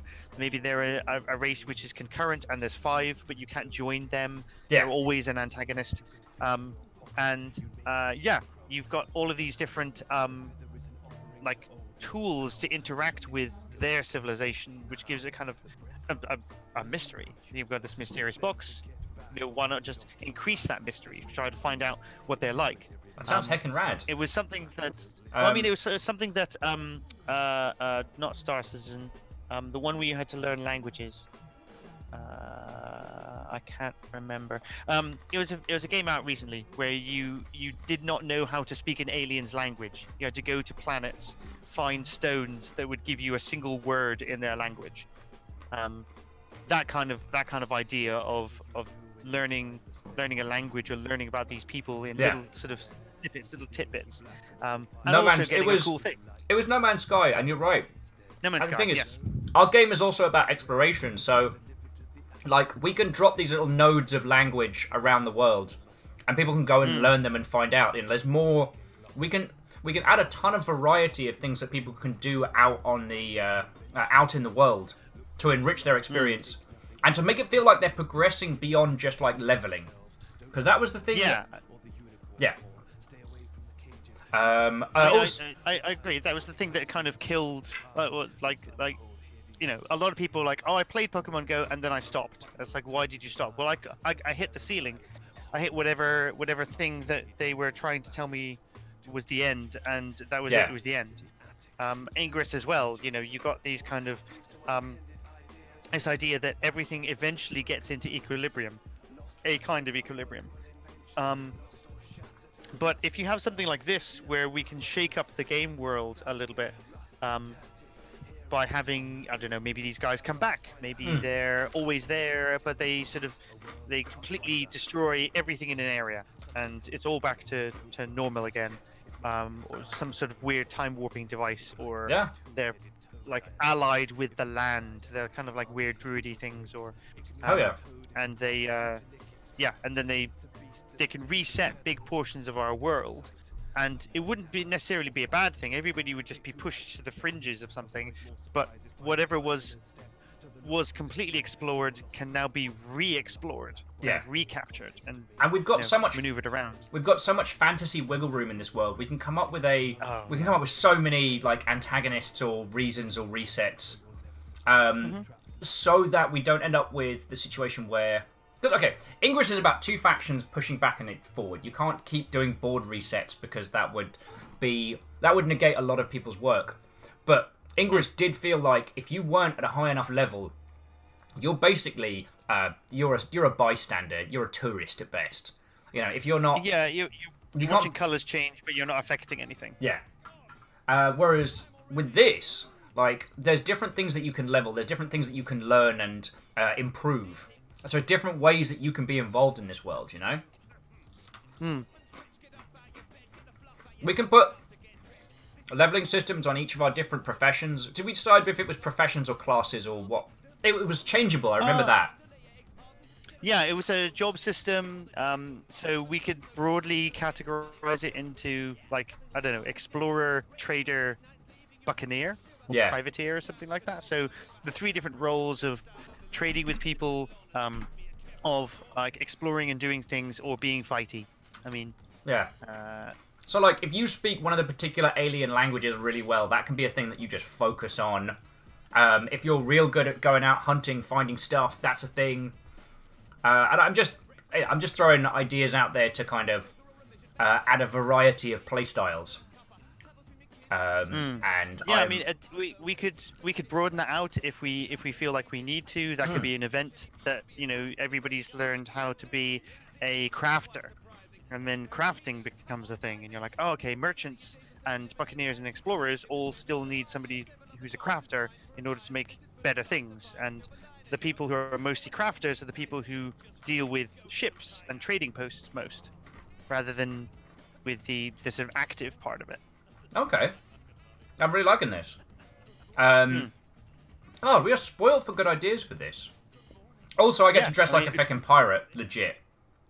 Yeah, so this is what we were saying right at the beginning. The idea that you could have a chicken and egg situation where you've got all of these different ideas for a geocaching thing. Yeah. But as soon as you give it a narrative flavor, suddenly stuff just starts appearing from all over the place. Krakens and this thing and buried treasure, and all of this stuff becomes part of the mechanics, and it influences how you see the game, basically. Right, you are, dude. And with a lot of these, like, from hanging out with you, from what I've learnt, is a lot of what I bring to all of this. We did a design session a couple weeks ago where we designed an in-game economy. And so we had like the loosest of hand-wavy economies. The idea was, and it's entirely fictitious, that the team designing the world and the in-game economy would be given essentially power over the other design team, so they could make sweeping changes that the others would have to fall in on. But for a lot of that, we were focusing on mechanics first, and then thematics to fit them. We came up with some cool stuff. No, sometimes when you remove theming from it, you can have a much more detailed look at how a system can get the most benefit for the most people. So a group activity. Yeah. When we were doing the horror thing, we had the idea that we wanted to have like player interaction, and it's kind of like, okay, cool, player interaction. What kind of player interactions are there? We want negative ones that might seem positive to different things. Okay, cool. How do we do that? And then at the end of it, it becomes, weird Cthulhu-like monsters trying to give people deals. That was fun. Yeah. And Hell Dwarf, thanks for coming to join us. I hope you had fun, yo. Like, Hell Dwarf, some of the stuff you were throwing out was like some grade A stuff. So thank you. Yeah, it was awesome. And go on the Discord, chat to people. DJ's saying the economy was not loose; it was 14 pages. I meant that the world around the economy was loose and very hand wavy. Yeah, dude, we did 14 pages worth of design on that economy. Dude, it was so good. So each faction has its own economy. Each faction has its own currency, and you can rotate between areas to basically create like. As the money flows between the different factions, you can alternate. Oh, dude, there's so much good stuff. I'll have to send it to you. Because so forward it to me. It's the kind of like super in-depth, fiddly design stuff that I love, and it wasn't due for anything. So, yep.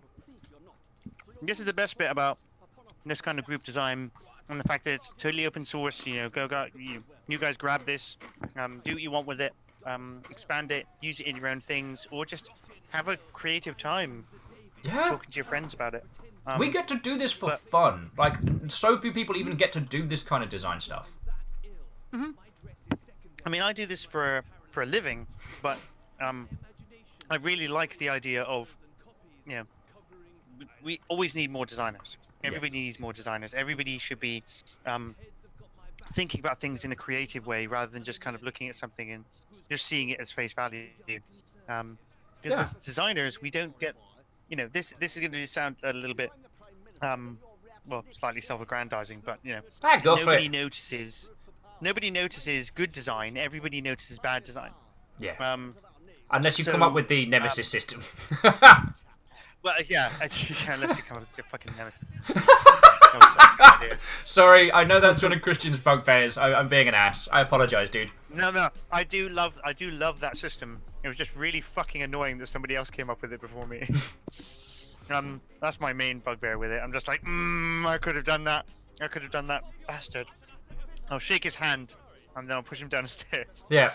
But yeah, I really like the idea that people can get more design ideas. So when they look at a game, they can be more critical of it, and give praise where praise is due. I mean, a lot of people are kind of going, "Oh, this game was really great," and then people ask, "Oh, well, why? Why was that great?"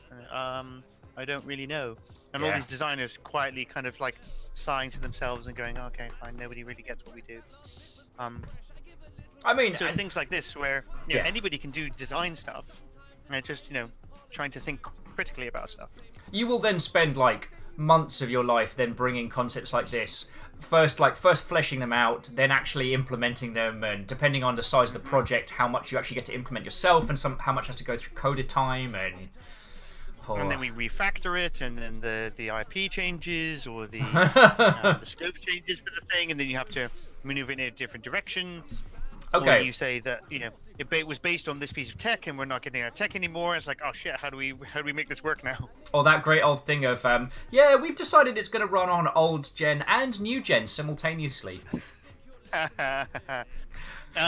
Bit of a weird tangent. Well, not a weird tangent. I've got a weird tangent after your weird tangent. We released Alien Isolation. Simultaneously on 5 different consoles. PS3, PS4. Sorry, I was a little bit sick in my mouth there. Xbox One and PC in eFigs, English, French, Italian, German, Spanish. Yeah. You think you know pain. All at once. You've not seen pain. All at once. Yeah. And then we have 2 separate releases for Cyrillic alphabet and Japanese, because they were so different. Yeah. Oh, dude, mad. Everyone up on TW being like, "Oh, it's so hard, just releasing on PC is primary. Oh, it's so difficult."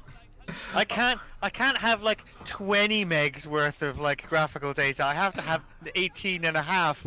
Oh, I'm cutting off my own arm to do this. It was just like we would kill for like a 1% of that. We're trying to save in order to get this on a freaking disc. DJ's asking when you're finally going to port it to the Switch.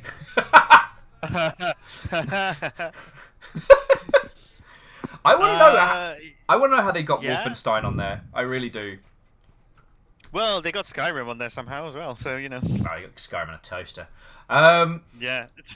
So my weird story is actually another one which was completely tangential. I had to leave the. There was a group on Facebook I was part of called like Sega Past and Present, which is people who worked for like Sega Europe or Sega America over time. And this guy showed up this morning, made like 5 posts, and then was replying to all of them. Dude wants to make a Sonic X Digimon game with a very specific Digimon. He was very clear about this. And I see. Was just repeatedly spamming the concept, and that it would be a mature game, and then the concept again, and it would be made by Sonic Team and Bandai Namco US and UK. And I'm like, you're was his Digimon the weird fetishy bondage angel by any chance? What would have made me feel it would have made more sense if it was. No, it was a weird kind of hedgehog-looking blue-faced dinosaur little Mother Hubbard. And I'm like, right. Yo, what? There would, you know, when someone's making a statement really quickly that has so many things wrong with it, you're just like, I don't even know where to start. I'm gonna need to get my whacking stick first. Yeah, there's so many layers that I have to get through before I begin to answer your question. Yeah. I have many questions. Well, did he look like a guy who might attach a child's bike to the front of a bus by any chance? He looked like the kind of person who cares very deeply about the IPs in question and has had no exposure to what it takes to actually make something. So I didn't want to just take a stick to him. And he wasn't trolling because, like, even though he was like posting and reposting the same thing, like spamming is different. Yeah, it was what he wanted was very genuine. So I don't know. He just came from a place of not understanding. Yeah. I've said this before in a kind of personal context, but also in a game context as well. When you're making a game and when you're dealing with people who don't have the same discipline as you, who don't have the same mindset as you, there is nothing wrong with ignorance. Ignorance is not a problem. Yeah. Just because you don't know about something does not mean that it's a problem. When you're given information and you choose to ignore it and it becomes stupidity, that's when it becomes a problem. But ignorance should never be a problem. So ignorance can learn. Exactly. Stupidity can't. You can't fix stupid. You can only fix stupid with dead, unfortunately. Oh dear lord. And Silent Arc has just followed, so thank you, Silent Arc, for the follow. Thank you. But yes, it's just a very weird that morning. idea that so it's just the idea that he was probably just super passionate about something and just didn't understand that was not the way that, I mean, maybe there is a way that he can pitch that and it will become a thing. Yeah.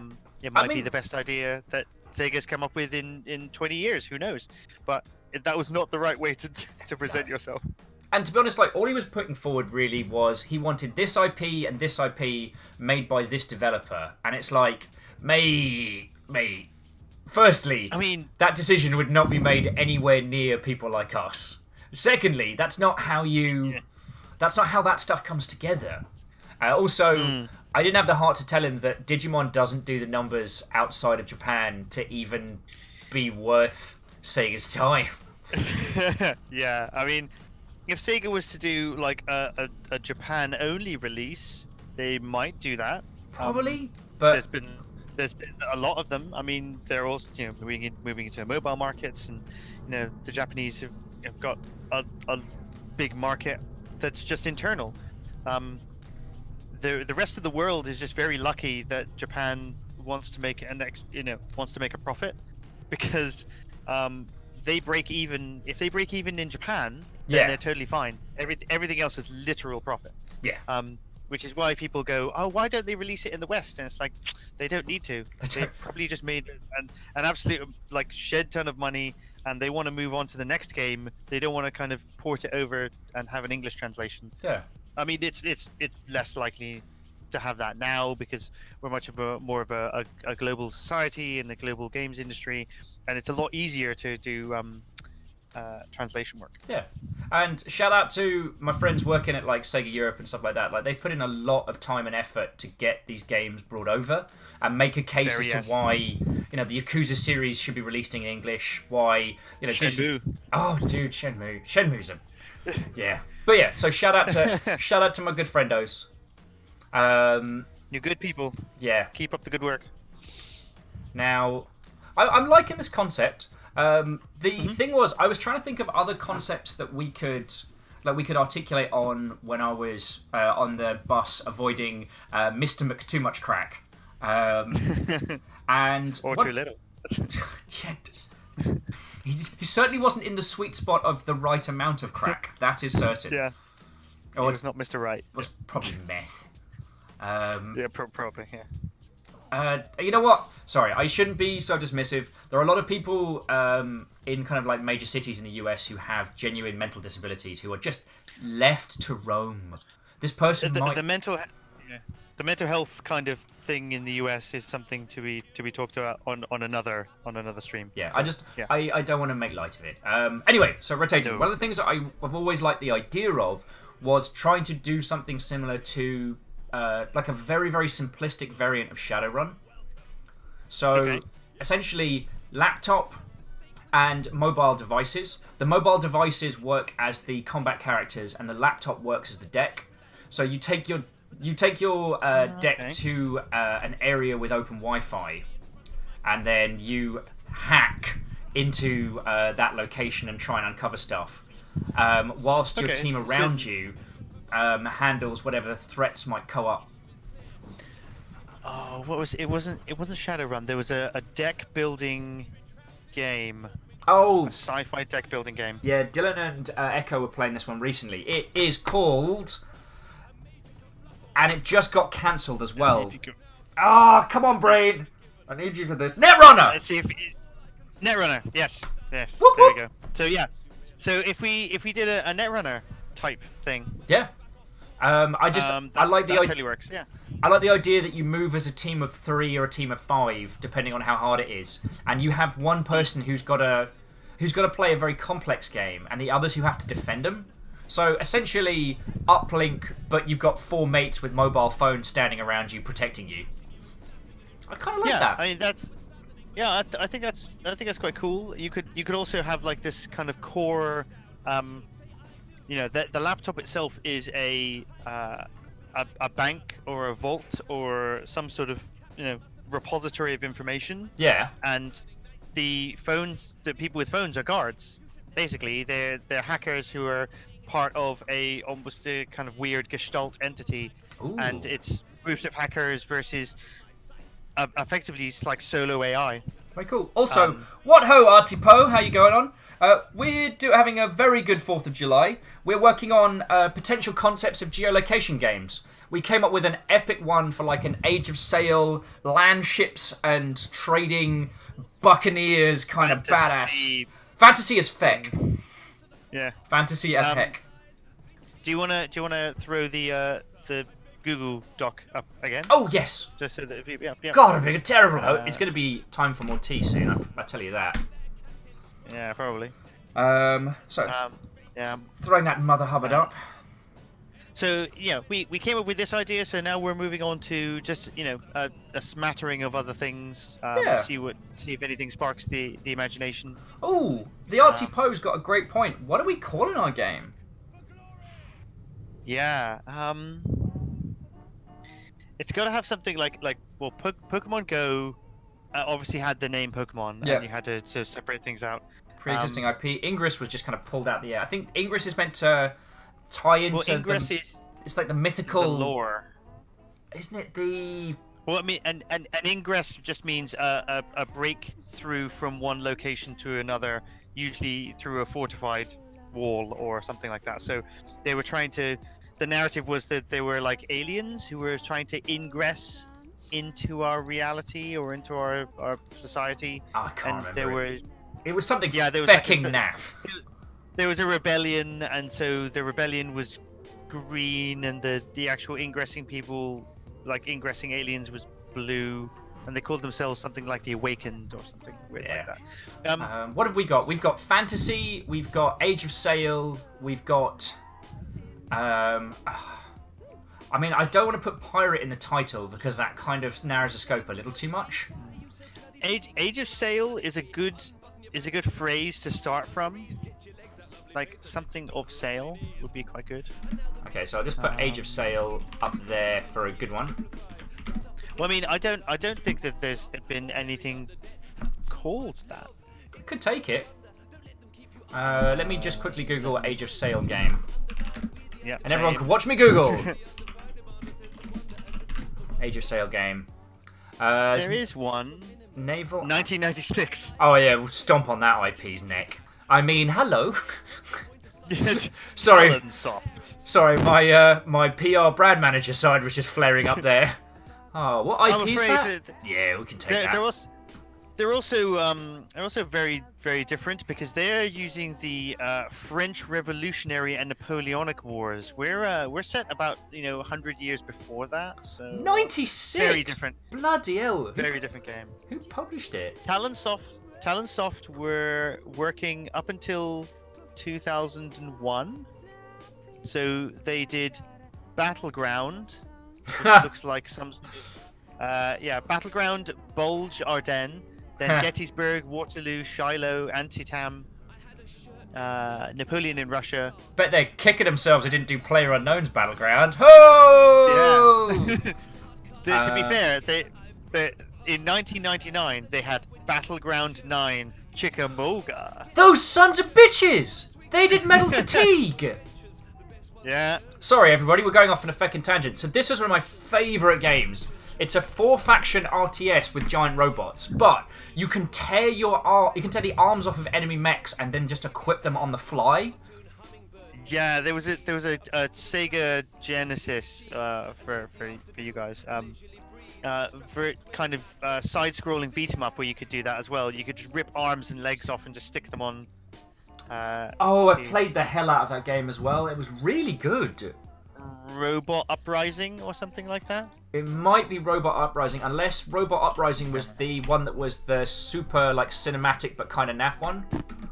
Oh yeah, that might have been that one. But yes, so Age of Sail is actually No, you're on point. It was wait, hang on. Rise of the Robots. No, Rise of the Robots was Rise of the Robots. Rise of the Robots was the naff one. The kind of Lawnmower Man CG fighter, yeah. Robot Battler, maybe? Wow, we are... I told everybody today was going to be chill and tangential. We went into a wiki hole and we need to sort of drag ourselves out. Dr. Pepper Pepsi Pun Guy, Age of Sail Forgotten Lands. Oh, that's good. I like that. Age of Sail Age of Sail equals... Forgotten Lands. Jeez, if you've ever heard two brand managers talking about whether or not it should be a colon or a dash, you have not truly seen the level of detail people go towards when naming a game. Effectively, what I want to do is make a title that Yahtzee Croshaw would get annoyed reading out because it has a subcategory. Or as he's now known, the only person who works for the Escapist. Yes, he is the Escapist. At some point, I'm going to get a copy of Contra Hard Corps and play it on stream because it's phenomenal. It's really good. Would you like a completely pointless fact, dude? Go for it. So, Contra Hard Corps originally had a 3-life system, so you could take 3 hits before you lost a life. But the Japanese developers considered the American and European markets to be too hardcore for Contra, so they removed the life system because they thought that Western audiences would find it too easy. Oh, okay. So this is weird. So this is naval action. I think this is the one that has the Santisima Trinidad in, but that's another story. Sorry, too busy. So Djoton says, real suggestion, Manifest Destiny. That is a great title, but there is an incredible graphic novel series called Manifest Destiny, which I highly recommend to all. Yeah. And it steals the thunder. Yeah. In addition, Manifest Destiny is very much a very loaded term. We really don't want to kind of move near. Yeah. That Not. much. Yeah. That It's not very. has a couple of PC. connotations. Yeah. I mean, I think we can. the English are usually the bad guys, so that's fine. Yeah. Maybe something to do with letter of mark, possibly. Could do. Like a letter of mark is the thing that privateers were given in order to avoid prosecution for attacking ships. So basically, Ooh. it was your official letter that said you are a pirate, but with a license. That's real cool. So like letter of mark might be quite good. Letter of marker. Where's my brain going?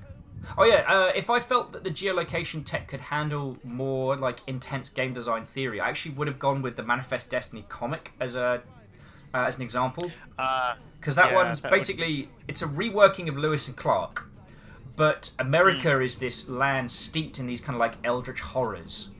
It's this completely barren, it's this completely like alien landscape, and Yeah, something familiar and yet so totally different now. yeah, and it's really good, dude. It's really good. And the thing is, no one's rooting for the English / what would be the Colonial powers. The colonial powers. So you basically get all the fun of a decent like horror survival comic with a certain amount of smug satisfaction. Yeah, look at the people going like, ha, I'm not as bad as these dickheads. Yeah. And when the natives speak to their own and ask why do you travel with these men? You know the jaws of death are around them. And she simply turns back to her people and says, I'm here to make sure they close behind. Oh! Oh! Perfect. So good. What's this? What's that mountain over there called? Kilimanjaro. It's just like, what do you mean that mountain? I was like, Kilimanjaro. That's a great name for a mountain. No, I just said what that. Oh, never mind. Never Don't worry mind. about It's all good. it. What that? That's like the wonderful landscape of what that. And are you talking to me? Or do I have something on the front of my shirt? Yeah. Dude, some of the... Oh, you mean that thing? Yeah. There. So, how are you feeling, good sir? Have you got some more fight in you? Because I might make I might make a cuppa and then return, or bring this to a close. I think I'm a little bit tapped out.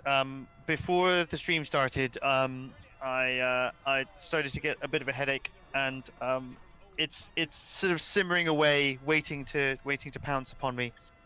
So I think I'm going to have to bow out after creating an amazing pirate game. Which is like, oh no, how unfortunate that I've created an amazing pirate game. Oh no, we have an amazing Age of Sail geolocation game. I guess I'm going to have to go back now. Letter of Loke, as in like letter of mark, but letter of location. Like. Let's see how it looks. And then LOL. Letter of Lock. Letter of Loke. It's letter got of Lock. Letter of location. Letter of Loca. No. One Scottish, Ooh, one Spanish. What do you feel? I like the Spanish angle because it is that Age of Sail. You know, Spain and Portugal were really big, and then we can, Cortez kind of. Cortez's gold. Would you let me have the letter of Loca? As in, it's the letter that you are given, because I think that's got a real. I always think about names as they're said aloud. So, like Age of Sail, the letter of Loca. Yeah, or like the previous one, Age of Sail, Forgotten Lands, and it's like, ooh, okay, yeah, that's got a nice ring to it. Yeah. Yeah, that's good. God, Good Rashi. stuff. So we got ourselves a stonking good geolocation game. So we made another good thing. We did a good. we've done a good. So We all questions. did it good. So All did questions, it good. thoughts, feels. While we've got Christian for another few more minutes, if you have any questions, just some straight up design ones. Mother Hubbard's been like 12 years and a bunch of games you all know. So, I mean, this won't be the last it's time been we a long have time. Christian, but now's time to cook him up and throw him out. Yeah, if you guys have any questions about the previous thing that I was on, if you were there, or if MMO horror. if you're was so working on good. something now, or just to have a question about something that I worked on, possibly. I worked on Halo Wars 2, Alien Isolation, Yep. Overkill's The Walking Dead, which is looking really good now, and Operation Flashpoint. If you know military simulators, Back in the day. Back in the day. it was good. It was Battlefield before Battlefield. It's just we didn't have their money. They were a So, bloody good competitor considering how little cash they had to dance with the big players. They're still probably some of my favorite cooperative multiplayer games. Dude, and the intro to right up there Sorry, with Left 4 Dead and Vermintide and stuff like that. Way up there with those guys. I apologise for talking over. There's a slight delay, so Will's enthusiasm kicks in before the speed of light. Also, I believe it was the intro to Red River, the one that's very Generation Kill. It's Best intro. still one of my favourite intros, and possibly one of the reasons. The entire game is based. Its visual aesthetic and its audio aesthetic is based 100% off of Generation Kill, So the book good. and the series. Yeah. And China don't like anybody pissing on their cornflakes. Our first question is a very important one. DJ Alternative says, Will, ask Christian if he likes bees or if he loves bees.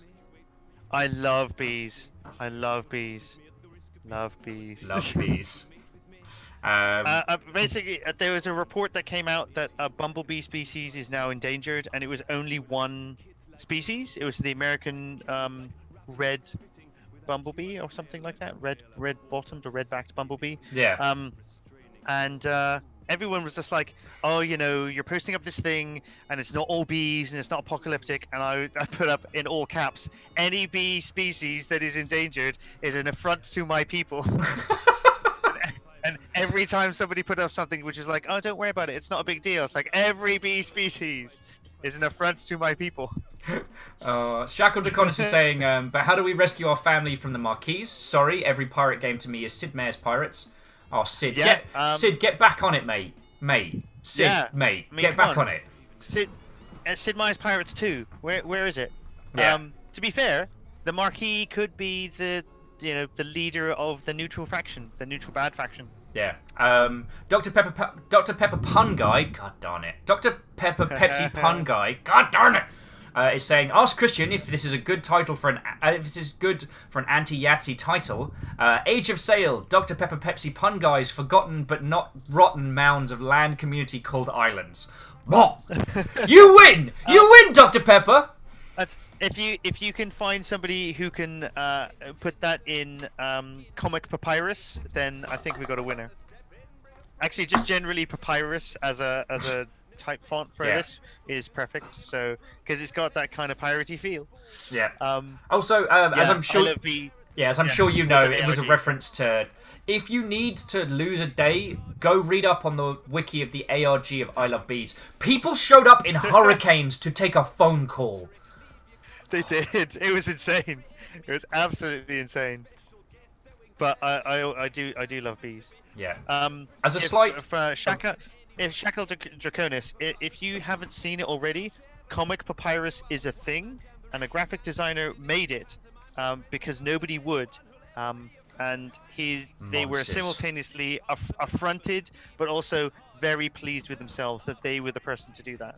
And it's a wonderful, beautiful thing that people should use more. It's like they were so preoccupied with whether or not they could, no one stopped to think of whether or not they should.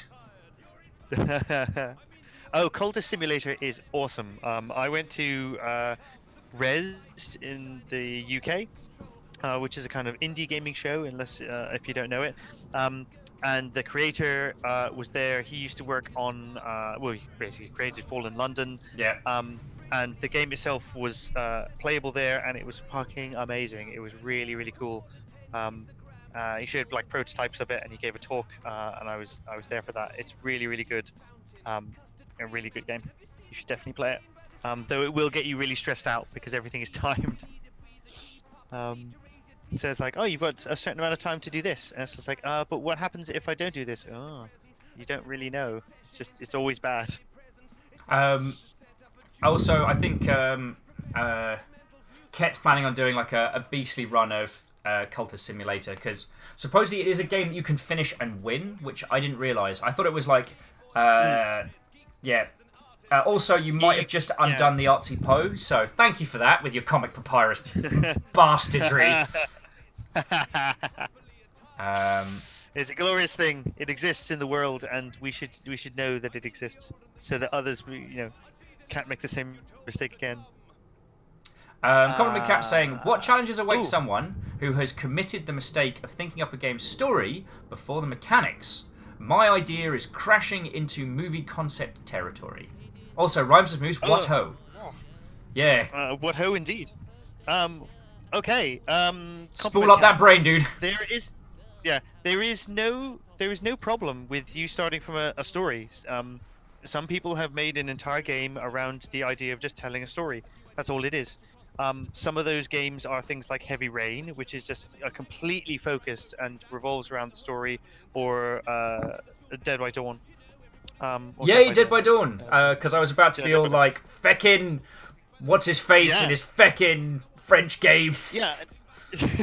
It's 4th of July, I'm allowed to be angry at the French. Because they did all your fighting for you. Hey-oh! Sorry. No, we love you guys. Sorry. I'm Bermudian. What are you going to do? You can't get mad at me. I'm not British. So I know that it can get really, really... it can be really easy to focus on the story as movie concept territory. The main thing you have to do is figure out how the mechanics that you're making deliver the story, or you have a really good story and you break it up into sections that you can just put a game underneath. If it's a story that can be told in a match 4 game, or if it's a story that can be told in a hack and slash RPG, then it's still a good story. It's just how you break that story up and how you feed that to the player in a way that makes them feel like they've earned it. That's really cool. Because if they want a movie or they want a book, players, people go out and buy a book and watch a movie. They're very different experiences. What we have is an interactive medium, so we should be trying to make people.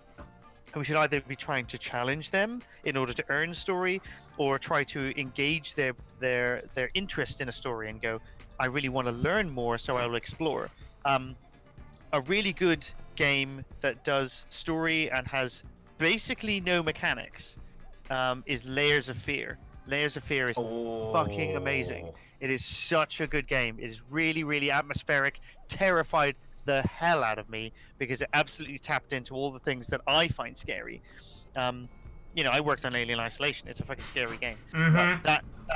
That really, really tapped into the kind of things that I personally find scary. Barely any mechanics. It's like pick up a thing and bring it to the other thing, and then that's it. It's just, here's the blue door, you need the blue key. That's basically the only thing that you have. So it doesn't matter that you have a story, this really big story, as long as it's presented to the player in an interactive way. Otherwise, you are just making a movie concept. Yeah, and the things which is fine, but the things that you always told me was it is about the experience the player takes.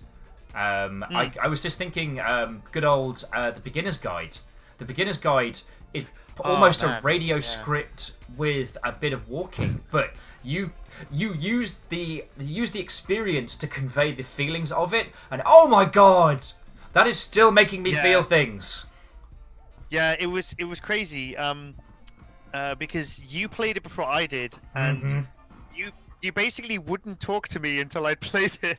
Well, because I couldn't spoil it. Because it was like... but the thing is, you wanted to talk about it so much, you couldn't talk about anything else. Like, I didn't hear from you for like 2 or 3 days when I managed to find some time in order to play it. And then when you did, it's like, have you played it? It's like, yes. we're going down to the pub right now. It's just like, we have to talk about this thing. And it's like, yes, we do. We definitely do. And it didn't really matter what time it was or where we were going. It's just kind of like, we really need to talk about the beginner's guide right now. I am a difficult friend to have, and dude, I am always thankful you put up with my shit. You're not a difficult friend to have. You're an easy friend to have because you're so passionate about stuff. Yeah, like Firewatch. So like Firewatch is a good is a good example. Yeah, Career 6. I absolutely agree. It's kind of like you don't need to die to have atmosphere. It was that game was dripping with atmosphere. God, it had all of these things, these layers of stuff, and it wouldn't let you go as well. It was that kind of it was the kind of thing that we had in Alien where the fear didn't let you go until you got yourself out of it. Yeah. They really liked our game because you died in it. Oh my god. But Layers of Fear had just as much atmosphere, and it was scarier that you didn't die because you weren't sure if you would made a bad decision. Like later on down the line, with you getting caught by the quote unquote the monster. Yeah. Change something about your experience, and you're like, oh shit, did I do something bad? I don't know. I need to play to find out. Yeah. I mean, don't worry about writing a story. Don't worry about building your game around a single mechanic. Don't worry about having a character story, or you saw something cool in a movie and you want to make a game about just that specific scene over and over again. Asura is basically that. Yeah. If you've ever played Asura, it is the really cool fight scene from any like anime or like oh god, yeah, Japanese movie put together, and it's just a series of amazing fucking fights which make you feel like a complete badass. It's so good. And if you I you played sat it with down a friend and of mine, and it was just hell yeah. If you sat down and looked at So it good. mechanically, all you'd see is, you push the buttons a lot, and sometimes you push the buttons a lot in a different direction. But when you're playing it feels like you're doing the multi-minute. Oh, it's so good. Yeah.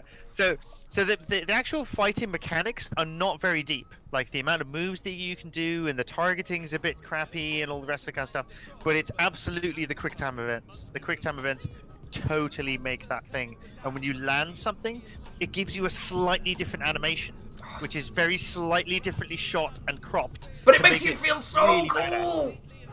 It's like you're playing One Punch Man. It's Yeah. like you're playing One Punch Man. And the bit That's what it is. he like bulks out and then unfolds multiple arms, and you're like, all right, we're gonna kick it up a gear. Like each level, you just feel exhausted and happy.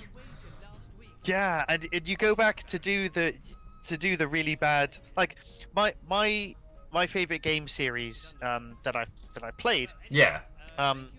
is the Legacy of Kain series, and everybody's like, oh, this game was good and this game was good. And I like all of them. I like the Blood Omen games, which are awful, which are really really bad. But I like them because it wasn't about the gameplay. They were telling a fucking phenomenal story. Yeah. That I just had to keep playing. I had to keep doing it. And so it didn't really matter that there was like crappy gameplay or like very, very dated gameplay. The main bit was its story, and it's kind of like, oh, I don't really care about this mechanic, or this boss fight is a bit fiddly and a bit fucking stupid, and the graphics kind of suck, but the story was just so good. It just pulled me through it. I had to know what was going on with it.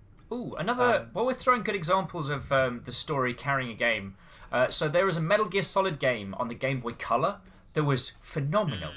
It plays like the old NES era Metal Gear Solid game, so top-down isometric pixel. But the truck have started to move. but this one had a cracking team behind it, actually bashing out a good Metal Gear story, and it was great. I highly recommend, if you can pick up a copy of it, going back and playing it. Yeah, emulate it if you can't find a copy of it. But yeah, there's experiences which hinge on one thing. I was going to say something earlier, which comes into this conversation. Yeah, dude. Splatoon is everybody. As soon as you say Splatoon, you think of like the characters. Yeah. You think of the world, the art style, all the rest of that kind of stuff. Yeah. That was literally the last thing that went in.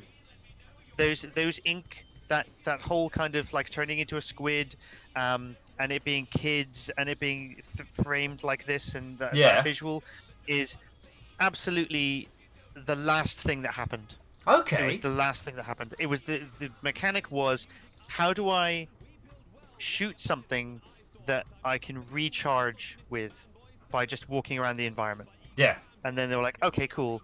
And then it opened up this idea of like traveling through the environment, and that's how you reloaded. That's how you recharged your thing. So you had to have areas that you could travel between. Cool. Okay, we've got all these different things that just spheres effectively that are moving around. Yeah. How do we theme this? And it's like, oh, ink. Octopuses shoot ink, and that splats to places, and octopi can swim. So done. There we go. Cool. And then they get just the R went team to on town it. on that. Yeah. Yeah. But that was absolutely like the last thing that happened on that was the art. All the rest of it was Nintendo polish and Nintendo game wizardry that they do, where they make something and they iron out all the bugs and then they throw everything away and then they remake it from scratch. Yeah, so if you applied that philosophy from a story angle, hopefully Compliment Cap, that'd give you enough to work with. Yeah. The other one that I would also add for story games is Oxenfree, because you can interrupt anyone at any time. The one thing that you wish people would do more often when someone's doing boring monologues in films. Yeah.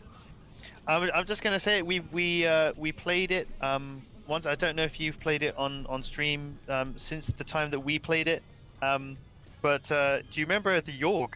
Oh no! I'm saving the Yorg for when I can have people like in the same room together. Same with at some point. But the thing is, the first time the first time we played the Yorg, and we got to that ending, and we were just like, "Oh my god, I don't know what to think about this game. This game is just a really simple, like, click to select a story thing. It was just a text adventure almost with like artwork. Yeah. But it was just so well put together.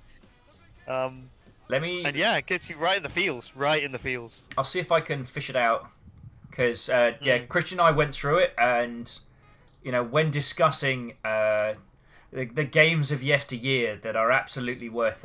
Oh, there it is. Wow, that was really easy to find.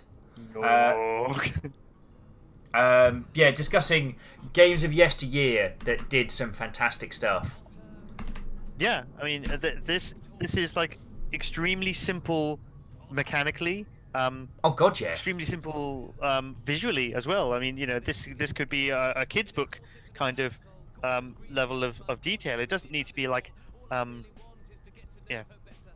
pixel perfect graphics. It can be something which just has a style that communicates the kind of thing that you want to do. Yeah. So, yeah. It was really good. It was, and and that's a game which tells a story like a badass. Sure. Right, so I think we've covered all of the additional questions. We've been designing for 2.5 hours, which is usually the point where I would call a break. I found that with these group sessions, so what I might do, good sir, is I might bring this little stream to a close, and then if I'm gonna do some more like video gaming streaming after this, I'll bring it back up again. So I'm probably going to have to call it. That's understandable. As usual, it was a pleasure speaking to all you guys and doing some cool game design. There's some really great ideas out there. All of this, like we said before, all of this stuff is completely open source. Take it, grab it, pull it apart, put it back together again. Hell yeah. That's not to say that there won't be a land train geolocation game made by very familiar designers who may have been on the stream in sometime in the future, but make it your own. We no, really, make it your own, and then take the IP and run with it. Yeah, and then I will buy you out with the content ID. Rhymes with moose, effectively noose. You Zeus. did miss the whole design session, but or loose. A goose. There is the design document that's up, which I'll just put another link to. Yeah. Is it that one? Yeah. There we go. So I mean, pull it apart, put it back together again, make it your own, because it is yours. It's all of ours, really. So it's always a pleasure, never a chore. But I will have to call it a night because it is nighttime here. And have fun with the rest of your day. Enjoy your 4th of July. And like I said, don't set fire to people unless they are literally asking for it. Not like figuratively he was asking for it. If they actually ask you to set them on fire, reconsider. Maybe reconsider setting them on fire. No fire without consent. That's how we roll. Yeah. Except for that time Actually, no, that was spray paint. That wasn't fire. Different story. That was spray paint. That was different. Yeah, it's a different thing. I'm surprised he even still talked to me after that. I was very drunk. You were extremely drunk, but that was... God, you burned his bed. You set fire to his bed. Only a little bit of it. Only a little bit. Only a little bit of it. The important bit of it. The bed part of it. Right. And on that note... On that bombshell. All right, Christian, thank you for being a wonderful design host, and this has been an excellent session. Right. Always a pleasure. And to all of you who have been watching us, what a lovely, lovely day. It's great being able to do these sessions with you all, especially on something like geolocation stuff, which is a real fresh, real new frontier that people aren't exploring. Like, the stuff that we've come up here today, if we brought this into production, this wouldn't be copying someone else's... we wouldn't be following in someone else's footsteps. We'd be breaking new ground. And that's really exciting. Yeah, for sure. And in a world that doesn't use the word VR without irony. Very true. So yeah, I'll let you all know via the Discord what's going to be going on for the rest of today. But from myself and my stupendous guest, Christian, you have yourself a cracking 4th of July, and we'll see you later.